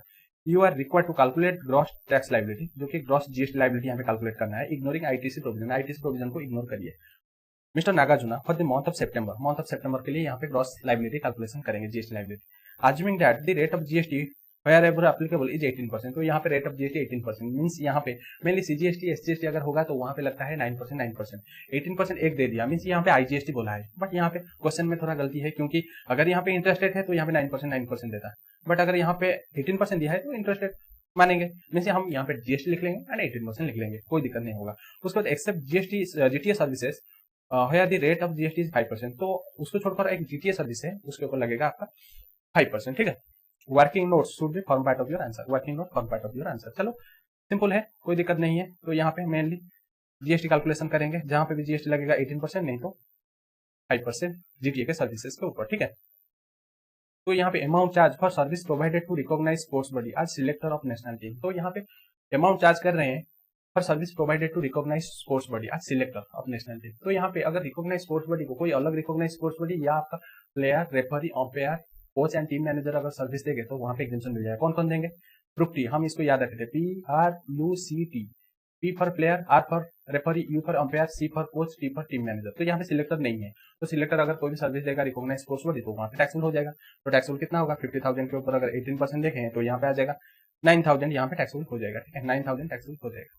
उसके बाद चलो चलते हैं कमीशन रिसिप्ट आज an insurance agent from the insurance company. तो यहाँ पे ये जो नागार्जुना ये कमीशन रिसीव कर रहे हैं इंश्योरेंस कंपनी से आज कमीशन एजेंट। तो यहाँ पे अगर वो कमीशन रिसीव करेंगे इंश्योरेंस कंपनी से तो वहाँ पे इंश्योरेंस कंपनी आरसीएम में टैक्स भरेगा, ठीक है, इंश्योरेंस कंपनी आरसीएम में टैक्स भरेगा। तो इसलिए ये जो नागार्जुना के हैंड में कोई भी टैक्सेबल नहीं होगा, एग्जेम्पशन हो जाएगा, क्योंकि वो तो टैक्स भरेगा, वो कंपनी टैक्स भरेगा आरसीएम में। इसके हाथ में हम यहाँ पे नागार्जुना का जीएसटी लायबिलिटी कैलकुलेशन कर रहे हैं, तो इसलिए इसके हाथ में कुछ भी नहीं होगा, ठीक है। उसके बाद amount charge as business correspondent for the service provided to the urban branch of a nationalised bank with respect to a saving bank account. तो यहाँ पे अगर कोई भी एग्जेम्पशन मिलता है अगर रूरल ब्रांच के रिलेटेड यहाँ पे मिलेगा, बट यहाँ पे अर्बन ब्रांच का सर्विस मिल रहा है किससे? बिजनेस कॉरेस्पॉन्डेंट से। यहाँ पे रूरल ब्रांच को अगर मिलता है तो वहाँ पे एग्जेम्पशन मिलता है, बट यहाँ पे अर्बन ब्रांच के रिलेटेड सेविंग बैंक अकाउंट जो भी है उसके रिलेटेड मिल रहा है, तो इसलिए यहाँ पे क्या होगा? यहाँ पे आपका टैक्सेबल हो जाएगा, 15,000 के ऊपर टैक्सेबल हो जाएगा 18%, ठीक है। तो यहाँ पे होगा 2700।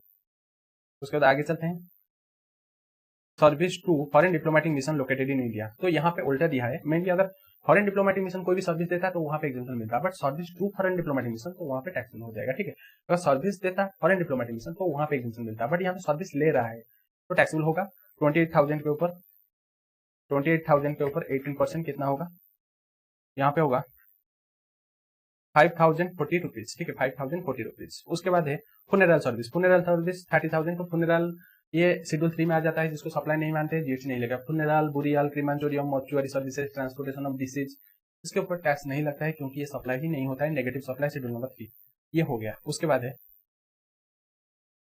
ही received the services from unregistered goods transport agency GTA से for his business activities and paid freight 45,000। His aggregate turnover of the previous year was 9,90,000। तो यहाँ पे ये जो नागार्जुना का प्रीवियस ईयर टर्नओवर है 9,90,000 एंड ये जो जीटीए रिसीव कर रहा है ऑन रजिस्टर पर्सन से, ऑन रजिस्टर पर्सन से जीटीए का सर्विस रिसीव कर रहा है, कितना है? 45,000 का सर्विस रिसीव कर रहा है। तो जीटीए के केस में क्या था? जीटीए के केस में थोड़ा नीचे आ जाइए, जीटीए के केस में था कि 2 टाइप्स का था। तो जीटीए अगर पेड कर देता है, पेड अगर जीटीए करेगा तो वहां पे लगेगा, कितना लगेगा? 12% लगेगा, ठीक है, 12% लगेगा टैक्स, जो कि 6% लगेगा। अगर नॉट पेड मीन्स जीटीए अगर पेड नहीं करता है, एंड ये लगेगा forward charge mechanism, forward charge mechanism. उसके बाद अगर नॉट पेड करता है तो वहां पे आरसीएम लगेगा, नॉट पेड अगर करता है तो वहां पे आरसीएम लगेगा, ठीक है, आरसीएम लगेगा, आरसीएम लगेगा एंड वहां पे लगेगा, वहां पे लगेगा आपका क्या लगेगा? 5% लगेगा एंड वो जो रेसिपिएंट देगा 2.5%। तो यहाँ पे वही होगा 2.5% ये देगा, 5% देगा आरसीएम में। बट इस पर अमेंडमेंट आया है कि यहाँ पे भी जीटीए भी पेड कर सकता है, ठीक है। जीटीए यहाँ पे, जीटीए के पास 2 ऑप्शन है, जीटीए यहाँ पे भी पेड कर सकता है, कितना परसेंट? यहाँ पे पेड कर सकता है कितना परसेंट? जीटीए पेड कर सकता है 5% पेड कर सकता है फॉरवर्ड चार्ज में, ठीक है, फॉरवर्ड चार्ज में 5% पेड कर सकता है, जो कि 2.5% पेड कर सकता है। एंड वहां पे उसको एक डिक्लेरेशन देना पड़ेगा, जो भी आपका preceding financial year, previous financial year का 15 मार्च को या उससे पहले उसको एक डिक्लेरेशन देना पड़ेगा। प्रीवियस फाइनेंशियल ईयर का 15 मार्च या उससे पहले उसको डिक्लेरेशन देना पड़ेगा कि मैं जहां पे भी होगा जो जीटी का सर्विस, तो वहां पे मैं पेड कर दूंगा 5%, जो कि 2.5%। तो वहां पे तो उसको आईटीसी तो नहीं मिलेगा, बट यहाँ पे नहीं देना पड़ेगा किसको? ये जो आरसीएम में नहीं देना पड़ेगा। तो यहाँ पे एक ऑप्शन ऐड हो गया जीटीए के पास, बट ये जो क्वेश्चन आया है इसके ऊपर आया है क्योंकि जीटीए पेड नहीं किया है, तो यहाँ पे आरसीएम में रेसिपिएंट जो नागार्जुना को पेड करना पड़ेगा। एंड ये जो अमेंडमेंट, यहाँ पे कोई भी इफेक्ट नहीं है इसका, ये क्वेश्चन के ऊपर हम जब अमेंडमेंट क्लास करेंगे तो वहाँ पे आपको अच्छे से समझ आ जाएगा। तो यहाँ पे 5% लग जाएगा जीटीए के सर्विसेज के ऊपर, ठीक है। ये जो 45,000 के ऊपर 5% लग जाएगा, 5% लग जाएगा। यहाँ पे कोई भी अमेंडमेंट का इफेक्ट नहीं है, तो कितना होगा? 45,000 मल्टीप्लाई हो जाएगा 5%, तो ये आ जाएगा 2,250। टोटल कितना होगा? तो टोटल अगर देखेंगे 9,000, 2,700, 5040 प्लस 2250, तो यहाँ पे टोटल हो जाएगा एंड इसको आरसीएम में देना पड़ेगा, ठीक है। ये जो अमाउंट है 2250 तो यहाँ पे आरसीएम में देना पड़ेगा। तो टोटल हो रहा है 18,990, ठीक है, इतना होगा जीएसटी लायबिलिटी, ठीक है। ये था क्वेश्चन नंबर आपका कौन सा है 10। उसका चलो चलते हैं क्वेश्चन नंबर 11।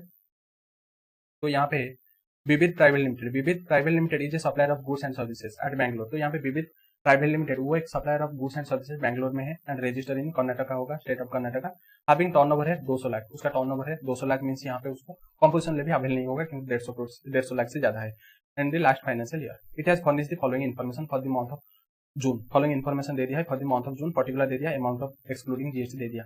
चलो क्वेश्चन में क्या पूछा है डायरेक्ट पढ़ लेंगे, उसके बाद हम डायरेक्ट कंप्यूटेशन कर लेंगे। तो यहाँ पे compute the gross liability, GST liability compute करेंगे, ignoring ITC provision, ITC provision को इग्नोर करेंगे।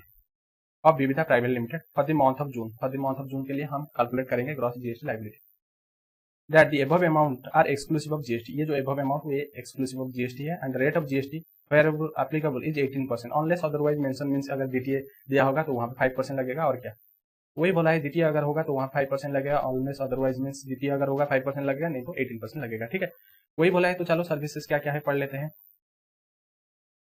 तो यहाँ पे दिया है कि services provided bye way of labour contract.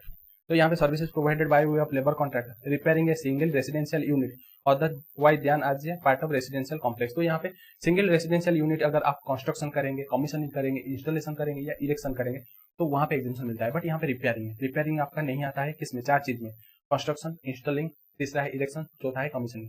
ये चारों चीज अगर होगा कोई भी रेसिडेंशियल यूनिट अदरवाइज ध्यान आज रेसिडेंशियल कॉम्प्लेक्स तो वहाँ पे एग्जेम्पशन मिल जाएगा। बट यहाँ पे रिपेयरिंग हो रहा है तो यहाँ पे कोई भी एग्जेम्पशन नहीं मिलेगा। तो अमाउंट कितना है, अमाउंट 13 लाख है, तो 13 लाख के ऊपर यहाँ पे कैलकुलेशन करेंगे 18%। तो ये आ रहा है 2,34,000 जो कि जीएसटी, ठीक है। ऐसे ही है, आपको अच्छे से समझ आ जाएगा। हम टाइम वेस्ट नहीं करेंगे क्योंकि फाइनल लेवल है। बहुत सारा टीचर क्या करेंगे, ये जो जीएसटी का एग्जाम्पशन चैप्टर को ना 3-4 घंटा ले जाएंगे, जैसे क्वेश्चन तो कम है एंड आपको इतना टाइम क्यों लगता है, क्योंकि क्लास के अंदर ओनली बकवास करेंगे, बातें करेंगे तो कैसे जाएगा, नहीं जाएगा ना। फाइनल लेवल अभी आपको सीरियस होकर पढ़ना पड़ेगा।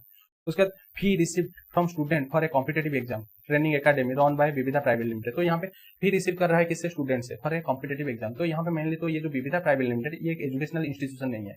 एजुकेशनल इंस्टीट्यूशन अगर होगा तो वहां पे देखेंगे कि एग्जामेशन मिलेगा, बट यहाँ पे ये एजुकेशनल इंस्टीट्यूशन नहीं है तो इसलिए यहाँ पे कोई भी एग्जामेशन नहीं मिलेगा, ये टैक्सेबल हो जाएगा 5,40,000 के ऊपर 18%, ठीक है। तो यहाँ पे आ जाएगा 97,200, ठीक है, 97,200। उसके बाद चलो 4 buses each with a seating capacity 72 passengers given or hire to state transport undertaking। तो यहाँ पे अगर हम कोई भी हायर में बस देंगे किसको, स्टेट ट्रांसपोर्ट अंडरटेकिंग को, जिसका सेटिंग कैपेसिटी 12 से ज्यादा है तो वहाँ पे एग्जाम्पशन मिल जाएगा। तो यहाँ पे स्टेट ट्रांसपोर्ट अंडरटेकिंग को हम दे रहे हैं, एसटीयू को दे रहे हैं, जिसका सीटिंग कैपेसिटी 12 से ज्यादा है, 12 पैसेंजर्स से ज्यादा है, तो ऑब्वियसली यहाँ पे एग्जाम्पशन मिल जाएगा, कोई दिक्कत नहीं होगा, एग्जाम्पशन मिल जाएगा, ठीक है। उसके बाद है rent paid to local municipal corporation for premises taken on rent for competitive exam training academy. तो यहाँ पे मेनली हम रेंट पेमेंट कर रहे हैं लोकल म्युनिसिपल कॉर्पोरेशन को, ठीक है। लोकल म्युनिसिपल कॉर्पोरेशन को हम पेमेंट कर रहे हैं रेंट, किसके लिए, फॉर हम बिल्डिंग लिए हैं, ठीक है, बिल्डिंग लिए हैं फॉर कॉम्पिटेटिव एकेडमी के लिए, कॉम्पिटेटिव एग्जाम का ट्रेनिंग के लिए एकेडमी के लिए हम लिए हैं रेंट ऑफ बिल्डिंग, तो उसके लिए हमको देना पड़ेगा रेंट। तो वहां पे मेनली अगर कोई भी गवर्नमेंट को, सेंट्रल गवर्नमेंट, स्टेट गवर्नमेंट या लोकल अथॉरिटी को अगर आप रेंट देंगे तो वहां पे आरसीएम लगेगा एंड यहाँ पे ये रजिस्टर पर्सन है तो ऑब्वियसली आरसीएम लगेगा। अगर रजिस्टर नहीं होता तो वहां पे एग्जेम्पशन मिल जाता, बट यहाँ पे रजिस्टर है पर्सन तो इसलिए यहाँ पे टैक्सेबल हो जाएगा आरसीएम में। एंड आरसीएम में क्या इतना टैक्स देना पड़ेगा, तो आरसीएम में यहाँ पे इतना टैक्स देना पड़ेगा, 45,000 टैक्स देना पड़ेगा आरसीएम में, यहाँ पे टैक्स देना पड़ेगा, इसको आरसीएम में देना पड़ेगा, ठीक है, ब्रैकेट में लिख लेना है कि आरसीएम में देना पड़ेगा। उसके बाद है last point, goods transport services receipt from GTA tax is payable on such services 12%। तो यहाँ पे goods transport services means receipt from GTA, GTA यहाँ पे जीटीए सर्विस दे रहा है तो वहाँ पे जीटीए ऑलरेडी 12% दे दिया, मींस जीटीए यहाँ पे पेमेंट कर दिया है। तो जीटीए पेमेंट कर दिया है मींस आपको कोई भी पेमेंट नहीं करना पड़ेगा। अगर जीटीए नहीं पेमेंट करता तो वहाँ पे 5% में आपको आरसीएम में देना पड़ता है, बट यहाँ पे जीटीए ऑलरेडी पेमेंट कर चुका है तो यहाँ पे आपको कोई भी आरसीएम नहीं लगेगा एंड टैक्स नहीं लगेगा, ठीक है। तो यहाँ पे कितना टैक्स लायबिलिटी एंड जीटीए यहाँ पे आरसीएम उसको मिल जाएगा। तो कितना हो रहा है टैक्स लायबिलिटी 97,200 प्लस 2,34,000, तो यहाँ पे 3,76,200 3,76,200 हो रहा है यहाँ पे, ठीक है। तो इतना टोटल हो रहा है यहाँ पे टैक्स लायबिलिटी, ठीक है। उसके बाद चलो चलते हैं क्वेश्चन नंबर 12। तो क्वेश्चन नंबर 12 दिया है कि Chanakya academy is registered under GST in the state of Uttar Pradesh. तो यहाँ पे चाणक्य एकेडमी वो रजिस्टर है जीएसटी में in the state of Uttar Pradesh. The academy run the following educational institution, वो जो एकेडमी वो फॉलोइंग एजुकेशनल इंस्टीट्यूशन रन कर रहा है। तो पहला है केशव इंस्टीट्यूट ऑफ टेक्नोलॉजी, जिसको किट बोलते हैं। किट एक प्राइवेट इंजीनियरिंग कॉलेज है एंड वो गाजियाबाद में है। And KIT also runs distance learning post graduate engineering program, तो वो लॉन्च कर रहा है distance learning post graduate engineering programs. And exams for such programs are conducted in select cities at centres appointed by KIT. तो यहाँ पे ये जो एग्जाम और प्रोग्राम्स वो कंडक्ट करेगा जो भी सिलेक्टेड सिटीज में है एंड अपॉइंटेड करेगा जो किट जिसको अपॉइंट करेगा, means Keshav institute of technology. All the engineering courses including the distance learning post graduate engineering program run by KIT are recognise by law. तो यहाँ पे जो भी कोर्सेज सब रन कर रहा है ये सब recognise by law, means Indian law है। Indian council of for technology education AICTE means ये इंडियन रिकॉग्नाइज लॉ है। तो इंडियन रिकॉग्नाइज लॉ मीन्स ये एक एजुकेशनल इंस्टीट्यूशन है। एजुकेशनल इंस्टीट्यूशन ये एक है, ठीक है। उसके बाद है क्योंकि जिसको इंडियन रिकॉग्नाइज बाय लॉ करेगा, recognise by Indian law, education as a part of curriculum for obtaining qualification recognise by law, ठीक है। उसके बाद है little millennium a pre school in Lucknow. तो यहाँ पे लिटिल मिलेनियम ये एक प्री स्कूल है लखनऊ। तो pre school up to higher secondary education इसको बोलेंगे एजुकेशनल इंस्टीट्यूशन। तो ये भी एक एजुकेशनल इंस्टीट्यूशन है। उसके बाद है ब्राइट माइंड्स एक कोचिंग इंस्टीट्यूट इन कानपुर। तो कानपुर में एक कोचिंग इंस्टीट्यूट है and the institute provides coaching for institute of banking personal selection IBPS and probationary officers exam. Probationary officers exam ये मेनली कोचिंग इंस्टीट्यूट है। तो ये एजुकेशनल इंस्टीट्यूशन नहीं है, ठीक है, ये एजुकेशनल इंस्टीट्यूशन नहीं है। तो उसके बाद स्पायरिंग मॉडल एक higher secondary school affiliated to CBSE board. तो ये भी एक हायर सेकेंडरी स्कूल जिसको हम एजुकेशनल इंस्टीट्यूशन मानेंगे। तो ये भी आ जाएगा एजुकेशनल इंस्टीट्यूशन। और एक बात है, ये जो ब्राइट माइंड एक एजुकेशनल इंस्टीट्यूशन नहीं है तो जो भी सब एक्सपेंसेस देखेंगे तो वो सब टैक्सेबल हो जाएगा। अगर एजुकेशनल इंस्टीट्यूशन नहीं होगा तो सब यहाँ पे जो भी सर्विस देगा या लेगा सब कुछ यहाँ पे टैक्सेबल हो जाएगा। बाकी ये तीनों का देखेंगे एग्जाम्शन मिलेगा या नहीं मिलेगा, ठीक है। उसके बाद है the academy provides the following details. तो यहाँ पे ये जो एकेडमी फॉलोइंग डिटेल्स प्रोवाइड किया है relating to the expenses incurred by the various institution. तो यहाँ पे एकेडमी वो प्रोवाइड किया है कुछ डिटेल्स जो भी एक्सपेंसेस किया है and run by it during the period April to September. तो अप्रैल टू सितंबर मंथ में जो भी सब एक्सपेंसेस किया है उसके रिलेटेड दिया है। तो मैं आपको थोड़ा बता देता हूँ कि एजुकेशनल इंस्टीट्यूशन के बारे में, जो कि आपका समरी है, इसको अगर आप समझ लिए ना तो आपका एजुकेशनल इंस्टीट्यूशन के रिलेटेड जो भी क्वेश्चन आएगा सब कुछ आप अच्छे से दे पाएंगे आंसर। क्योंकि यहीं पे स्टूडेंट का डाउट हो जाता है कि क्या करेंगे एजुकेशनल इंस्टीट्यूशन में, किसको एग्जाम करेंगे किसको टैक्सेबल करेंगे। अगर इसको आप समझ लेंगे तो आपका एग्जाम्शन पक्का। हमारा स्टूडेंट का एग्जाम्शन कंपलसरी आता है क्योंकि हम ये जो एग्जाम्शन चैप्टर को ना हम लिंकेज करके पढ़ाते हैं, एक एक डायग्राम में पूरा टाइम देते हैं एंड पूरा समझाते हैं। जैसे अगर यहाँ पे देखें टोटल हमारा एजुकेशनल इंस्टीट्यूशन अगर देखेंगे 3 टाइप्स का है, ठीक है। एजुकेशनल इंस्टीट्यूशन 3 टाइप्स का। पहला है pre school, pre school up to higher secondary, ठीक है। हायर सेकेंडरी शॉर्ट में लिखते हैं क्योंकि ये क्वेश्चन आंसर का सीरीज है। सेकेंडरी ये एक है एजुकेशनल इंस्टीट्यूशन। उसके बाद सेकंड है यहाँ पे जो भी आपका कॉलेज है रिकॉग्नाइज बाय लॉ, हम रिकॉग्नाइज बाय लॉ लिख लेते हैं, ठीक है। रिकॉग्नाइज नहीं होगा यहाँ पे इंस्टीट्यूशन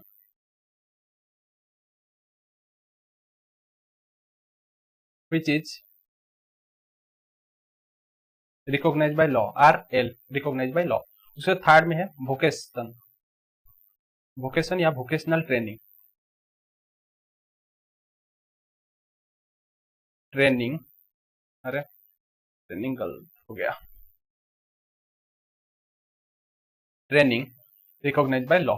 तो ये तीनों है टोटल आपका एजुकेशनल इंस्टीट्यूशन। तो एजुकेशनल इंस्टीट्यूशन अगर आपको कोई बोलेगा क्या है तो आपको ये तीनों बता देना है। ये हो गया एजुकेशनल इंस्टीट्यूशन। उसके बाद एजुकेशनल इंस्टीट्यूशन यहाँ पे जो भी सर्विस सब प्रोवाइड करेगा, किसको, एजुकेशनल इंस्टीट्यूशन ये तीनों जो भी सर्विस प्रोवाइड करेंगे। क्या सर्विस है, पहले तो जो भी student staff faculty, student staff and faculty को जो भी सर्विस प्रोवाइड करेंगे सब कुछ एग्जाम्शन हो जाएगा, ठीक है। प्रोवाइड मीन्स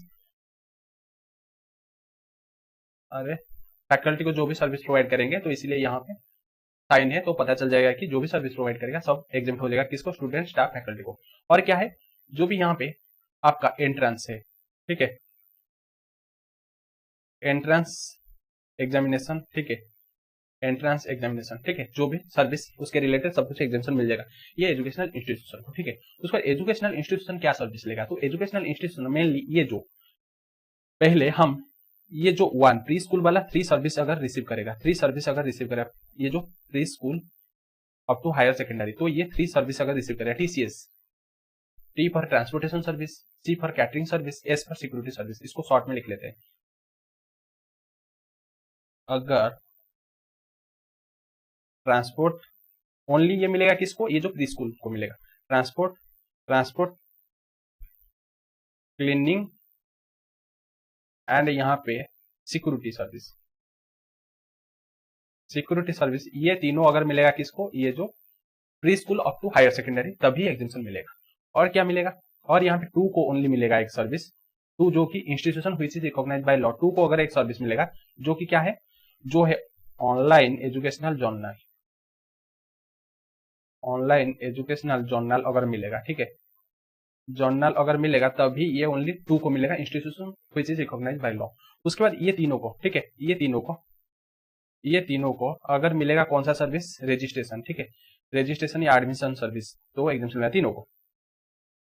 रजिस्ट्रेशन मीन्स कोई भी स्टूडेंट अगर रजिस्ट्रेशन लेगा, या रजिस्ट्रेशन अगर बाहर का पार्टी अगर कराएगा, या एडमिशन जो भी सर्विस है, या अगर कोई भी इसके रिलेटेड सर्विस लेंगे तो वहां पे एग्जामिनेशन मिल जाएगा, ठीक है। तो मेनली ये 2 सर्विस प्रोवाइड करेंगे, एक तो स्टूडेंट स्टाफ फैकल्टी को जो भी सर्विस प्रोवाइड करेंगे, प्लस एंट्रेंस एग्जामिनेशन रिलेटेड जो भी सर्विस प्रोवाइड करेंगे, एग्जामिनेशन मिलेगा। एंड ये जो लेंगे सर्विस लेंगे क्या क्या, transport cleaning and security service कौन लेगा, pre school up to higher secondary. उसके बाद आपका institution which is recognised by law, online educational journal अगर सर्विस लेगा तो वहां पे एग्जामिनेशन मिल जाएगा। उसके बाद और क्या लेगा, रजिस्ट्रेशन या एडमिशन सर्विस अगर लेंगे ये तीनों, तभी एग्जामिनेशन मिल जाएगा। तो ये है पूरा एजुकेशनल इंस्टीट्यूशन के रिलेटेड पूरा डायग्राम, इसको अगर समझ लेंगे तो आपका पूरा हो जाएगा। तो चलो यहाँ पे एजुकेशन कौन सा एजुकेशन है, तो ये 1 पॉइंट में कौन आता है, 1 पॉइंट में ये दोनों आते हैं, लिटिल मिलेनियम LM आता है, एंड आपका यहाँ पे स्पायरिंग मॉडल, ये 1 पॉइंट में आते हैं, जो कि है यहाँ पे ये जो pre school up to higher secondary education.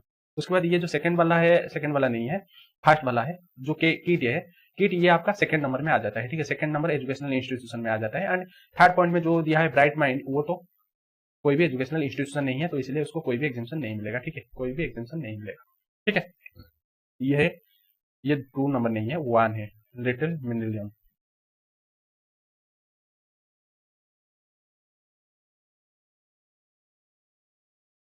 चलो अभी क्या क्या दिया है देख लेते हैं। तो यहाँ पे सीरियल नंबर दे दिया है, पर्टिकुलर दे दिया है, किट दे दिया है, लिटिल मिलेनियम दे दिया है, ब्राइट माइंड दे दिया है, एंड स्पायरिंग मॉडल। तो मैं आपको बता देता हूँ एक चीज, ये जो ब्राइट माइंड को जो भी सब है इसके ऊपर टैक्स लगेगा, ठीक है, ब्राइट माइंड के ऊपर जो भी सब है ये सब टैक्स लगेगा, यहाँ पे कोई भी एग्जामिनेशन नहीं है, ठीक है, कोई भी एग्जामिनेशन नहीं है। तो यहाँ पे अगर देखें टैक्स का रेट क्या है, हम पूरा ब्राइट माइंड के ऊपर पूरा टैक्सेबल हो जाएगा। तो यहाँ पे देख लेते हैं, with the help of the above details determine the amount of GST payable. तो अबव डिटेल्स से आपको amount of GST payable calculation करना है, ठीक है, जीएसटी पेबल कैलकुलेशन करना है। If any ignoring ITC provision on the goods and services received during the April to September by various educational institutions run by Chanakya Academy. All the amount given above are exclusive of taxes whenever applicable. तो यहाँ पे कितना उसको GST available होगा, and ITC provision को ignore करिए, and यहाँ पे ऑल वेरियस एजुकेशनल इंस्टीट्यूशन जो भी रन करता है चाणक्य एकेडमी, एंड यहाँ पे जो भी अमाउंट दिया है एक्सक्लूसिव ऑफ टैक्सेस मींस इस अमाउंट के ऊपर आपको टैक्स कैलकुलेशन करना पड़ेगा। जीएसटी का रेट फॉर गुड्स के लिए रहेगा 12%, कैटरिंग सर्विसेज के लिए रहेगा 5%, एंड अदर सर्विसेज के लिए रहेगा 18%। मींस गुड्स के लिए रहेगा 12%, कैटरिंग सर्विसेज के लिए रहेगा 5%, एंड अदर सर्विसेज के लिए 18%, ठीक है। तो चलो यहाँ पे आपका जो भी है हम यहीं से देख लेते हैं, यहीं पे कैलकुलेशन कर लेंगे, ठीक है। Printing services for printing the question paper and content are provided by the institution. तो यहाँ पे क्वेश्चन पेपर के लिए यहाँ पे हम प्रिंटिंग सर्विस ले रहे हैं, क्वेश्चन पेपर के लिए। तो क्वेश्चन पेपर क्यों चाहिए, एग्जामिनेशन के लिए चाहिए, ये एग्जामिनेशन के लिए चाहिए, ये जो एंट्रेंस एग्जामिनेशन या कोई फाइनल एग्जामिनेशन के लिए चाहिए आपका प्रिंटिंग पेपर के लिए। तो यहाँ पे ये सर्विस दे रहा है, तो दे रहा है मीन्स यहाँ पे उसके रिलेटेड सर्विसेज से तो एग्जामिनेशन मिल जाएगा। एग्जामिनेशन किसको मिल जाएगा, किट को मिल जाएगा, क्योंकि ये एजुकेशनल इंस्टीट्यूशन है। स्पायरिंग मॉडल को मिल जाएगा, एंड यहाँ पे तो लिटिल मिलेनियम कुछ भी नहीं दिया है, तो यहाँ पे ये नील हो जाएगा, ये नील हो जाएगा, ये भी नील हो जाएगा। एंड यहाँ पे अदर सर्विसेज है, तो अदर सर्विसेज में 18%, 1.5 लाख के ऊपर अगर 18% देखेंगे तो कितना आएगा 27,000, ठीक है, यहाँ पे 27,000 आ जाएगा, ठीक है, 27,000 आ जाएगा, ये पूरा टैक्सेबल हो जाएगा, ठीक है, 27,000 आ जाएगा। उसको चलो चलते हैं, क्योंकि ये सर्विस ले रहा है तो इसीलिए एग्जामिनेशन मिल जाएगा, ठीक है, किसके लिए, एंट्रेंस एग्जामिनेशन के लिए। उसके बाद है paper procured for printing the question paper. तो यहाँ पे पेपर अगर प्रोक्योर करेंगे फॉर प्रिंटिंग द क्वेश्चन, तो यहाँ पे मेनली अगर कोई भी चीज है, अगर वो जो 5 चीज है, ये पांचों चीज अगर प्रोक्योर करेंगे तो वहां पे एग्जामिशन मिलता है, ठीक है। ये जो पांचों चीज अगर मिलता है तो प्रोक्योर अगर करेंगे तो वहां पे एग्जामिशन मिलता है, ठीक है।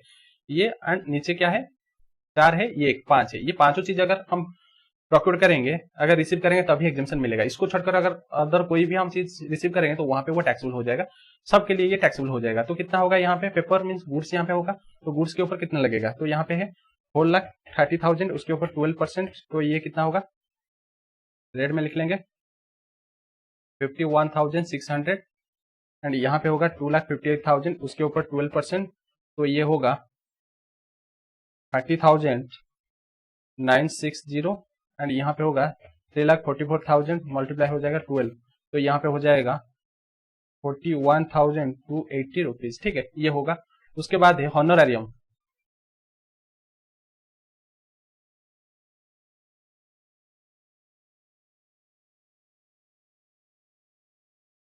हॉनोरारियम to paper setter and examiners, तो यहाँ पे पेपर सेटर एंड एग्जामिनर को हम हॉनोरारियम दे रहे हैं, not on the roll of the institution. तो इंस्टीट्यूशन का खुद नहीं है, तो इसलिए हम हॉनोरारियम पे कर रहे हैं पेपर सेटर एंड एग्जामिनर को। तो इसलिए यहाँ पे मेनली एग्जामिशन मिल जाएगा, क्योंकि ये एंट्रेंस एग्जामिनेशन या फाइनल एग्जामिनेशन के रिलेटेड है, तो इसलिए यहाँ पे नील हो जाएगा, एग्जामिशन मिल जाएगा। अदर कोई भी अमाउंट नहीं दिया है, अगर दिया होता तभी ये ब्राइट माइंड का टैक्सेबल हो जाता है, नहीं तो एग्जामिशन हो जाता है। उसके बाद rent for exam centres taken on rent like schools for conducting examination, तो यहाँ पे हम रेंट दिए हैं स्कूल सेंटर के लिए, हम रेंट लिए हैं स्कूल्स फॉर कंडक्टिंग एग्जामिनेशन के लिए, तो एग्जामिनेशन के लिए ले रहे हैं, तो यहाँ पे रेंट, तो यहाँ पे एग्जामिशन मिल जाएगा, ठीक है, यहाँ पे एग्जामिशन मिल जाएगा, यहाँ पे एग्जामिशन मिल जाएगा, एंड यहाँ पे टैक्सेबल हो जाएगा, एंड यहाँ पे रेट रहेगा वही 18% रहेगा, तो 18,000 है, ठीक है, 18,000 होगा, ठीक है।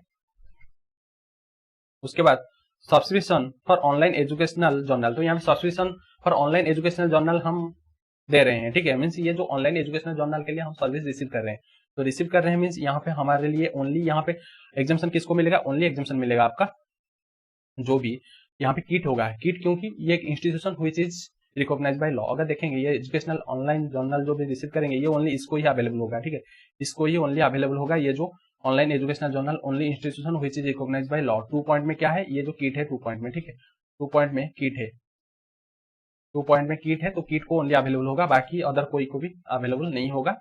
एंड यहाँ पे दे दिया है कि हाँ लिटिल मिनिमम वो रिसीव किया है, has taken the subscription for online periodical child development and experimental learning, तो भी यहाँ पे नहीं मिलेगा उनको एग्जामिशन, ओनली ये किट को मिलेगा एग्जामिशन, बाकी टैक्सेबल हो जाएगा, ठीक है, बाकी टैक्सेबल हो जाएगा, एंड यहाँ पे 18% में टैक्सेबल हो जाएगा, 18% में टैक्सेबल हो जाएगा, तो यहाँ पे हो जाएगा 14,400, एंड यहाँ पे होगा 2,20,000 मल्टीप्लाई हो जाएगा 18%, ये सब टैक्सेबल हो जाएगा इसके लिए, ब्राइट माइंड के लिए, क्योंकि ये एक एजुकेशनल इंस्टीट्यूशन नहीं है। एंड यहाँ पे देखेंगे 2,40,000 मल्टीप्लाई हो जाएगा 18%, 43,200, ठीक है, ये हो गया। उसके बाद चलते हैं नेक्स्ट क्या सर्विस है, hire charges for buses use to transport of student and faculty from their residence to the institution and back, तो यहाँ पे mainly hire charges for buses means transport service receive करें, तो ट्रांसपोर्ट सर्विस जब receive करेंगे only ये available होगा pre school up to higher education, ठीक है, pre school up to higher education, तो यहाँ पे ये ओनली अवेलेबल होगा किसको, ये जो ट्रांसपोर्ट सर्विस ओनली अवेलेबल होगा यहाँ पे आपका ये जो ट्रांसपोर्ट सर्विस को, एंड ये pre school up to higher secondary को अवेल होगा, बाकी यहाँ पे किसी को अवेल नहीं होगा। तो इसलिए यहाँ पे अगर देखें पॉइंट जो 1 है, दोनों पॉइंट यहाँ पे ये ओनली मिलेगा 1 पॉइंट जो कि लिटिल मिनिमम एंड स्पायरिंग मॉडल, तो ये दोनों का अवेलेबल हो जाएगा, कहाँ गया ये दोनों, सेकंड एंड फोर्थ वाला को अवेलेबल हो जाएगा, इसलिए यहाँ पे अमाउंट हो जाएगा नील, एंड बाकी ये जो रहेगा ये टैक्सेबल हो जाएगा 18% में, 4,80,000 मल्टीप्लाई हो जाएगा 18%, तो ये हो जाएगा 86,400, 86,400, एंड यहाँ पे होगा 1,30,000 मल्टीप्लाई हो जाएगा 18%, तो ये हो जाएगा 23,400, ठीक है, 23,400। उसको चलो चलते हैं, नेक्स्ट है यहाँ पे कैटरिंग सर्विस, ठीक है, catering services for running A canteen in the campus for student, तो यहाँ पे कैटरिंग सर्विसेज रिसीव कर रहे हैं, तो कैटरिंग सर्विसेज भी वही pre school up to higher secondary education, तो यहाँ पे अगर देखेंगे कैटरिंग सर्विसेज किसको मिलेगा, वही वाला मिलेगा जो स्काई में है, वही कैटरिंग सर्विसेज इसमें आ जाएगा, क्लीनिंग या हाउसकीपिंग इसमें आ जाएगा, कैटरिंग में आ जाएगा, ठीक है, तो ओनली इसको मिलेगा जो कि है आपका लिटिल मिनिमम एंड स्पायरिंग मॉडल को मिल जाएगा, ठीक है, तो यहाँ पे भी वही होगा, कैटरिंग सर्विसेज किसको मिलेगा, इसको मिलेगा, इसको मिलेगा, तो यहाँ पे अमाउंट हो जाएगा नील, यहाँ पे हो जाएगा अमाउंट नील, एंड यहाँ पे कितना होगा,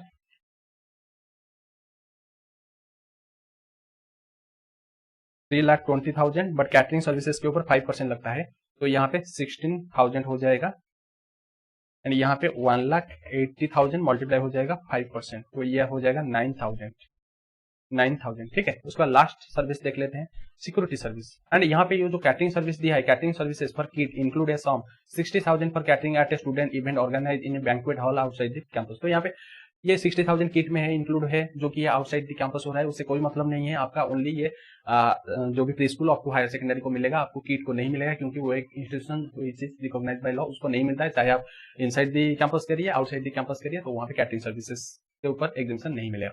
उसके बाद securities and housekeeping services for institution, तो यहाँ पे भी securities housekeeping services institution receive कर रहा है वही है, तो यहाँ पे ये दोनों का एग्जाम्पशन मिल जाएगा, ये दोनों को। उसके ब्रैकेट में दिया है कि securities and housekeeping services for aspiring model a sum 80,000 for security and housekeeping at the student event organise banquet hall outside the campus. तो यहाँ पे मेनली यहाँ पे पूरा एग्जाम्पशन मिल जाता है, बट यहाँ पे 80,000 आउटसाइड द कैंपस हुआ है, तो ये नहीं मिलेगा। 80,000 रिलेटेड नहीं मिलेगा, मेनली तो यहाँ पे एग्जाम्पशन हो जाता है, बट 80,000 के रिलेटेड जीएसटी यहाँ पे नहीं मिलेगा एग्जाम्पशन। तो 80,000 के ऊपर जो भी 18% ये टैक्सेबल हो जाएगा, ठीक है, ये टैक्सेबल हो जाएगा, इसको छोड़कर जो भी है एग्जाम्पशन मिल जाएगा, एंड यहाँ पे पूरा नील हो जाएगा। यहाँ पे भी नील होता है ये यहाँ पे, बट यहाँ पे 80,000 जो आउटसाइड कैंपस में हुआ है, तो वहाँ पे टैक्सेबल हो जाएगा, क्योंकि इनसाइड कैंपस चाहिए एग्जाम्पशन के लिए। एंड ये 6 लाख के ऊपर अगर देखेंगे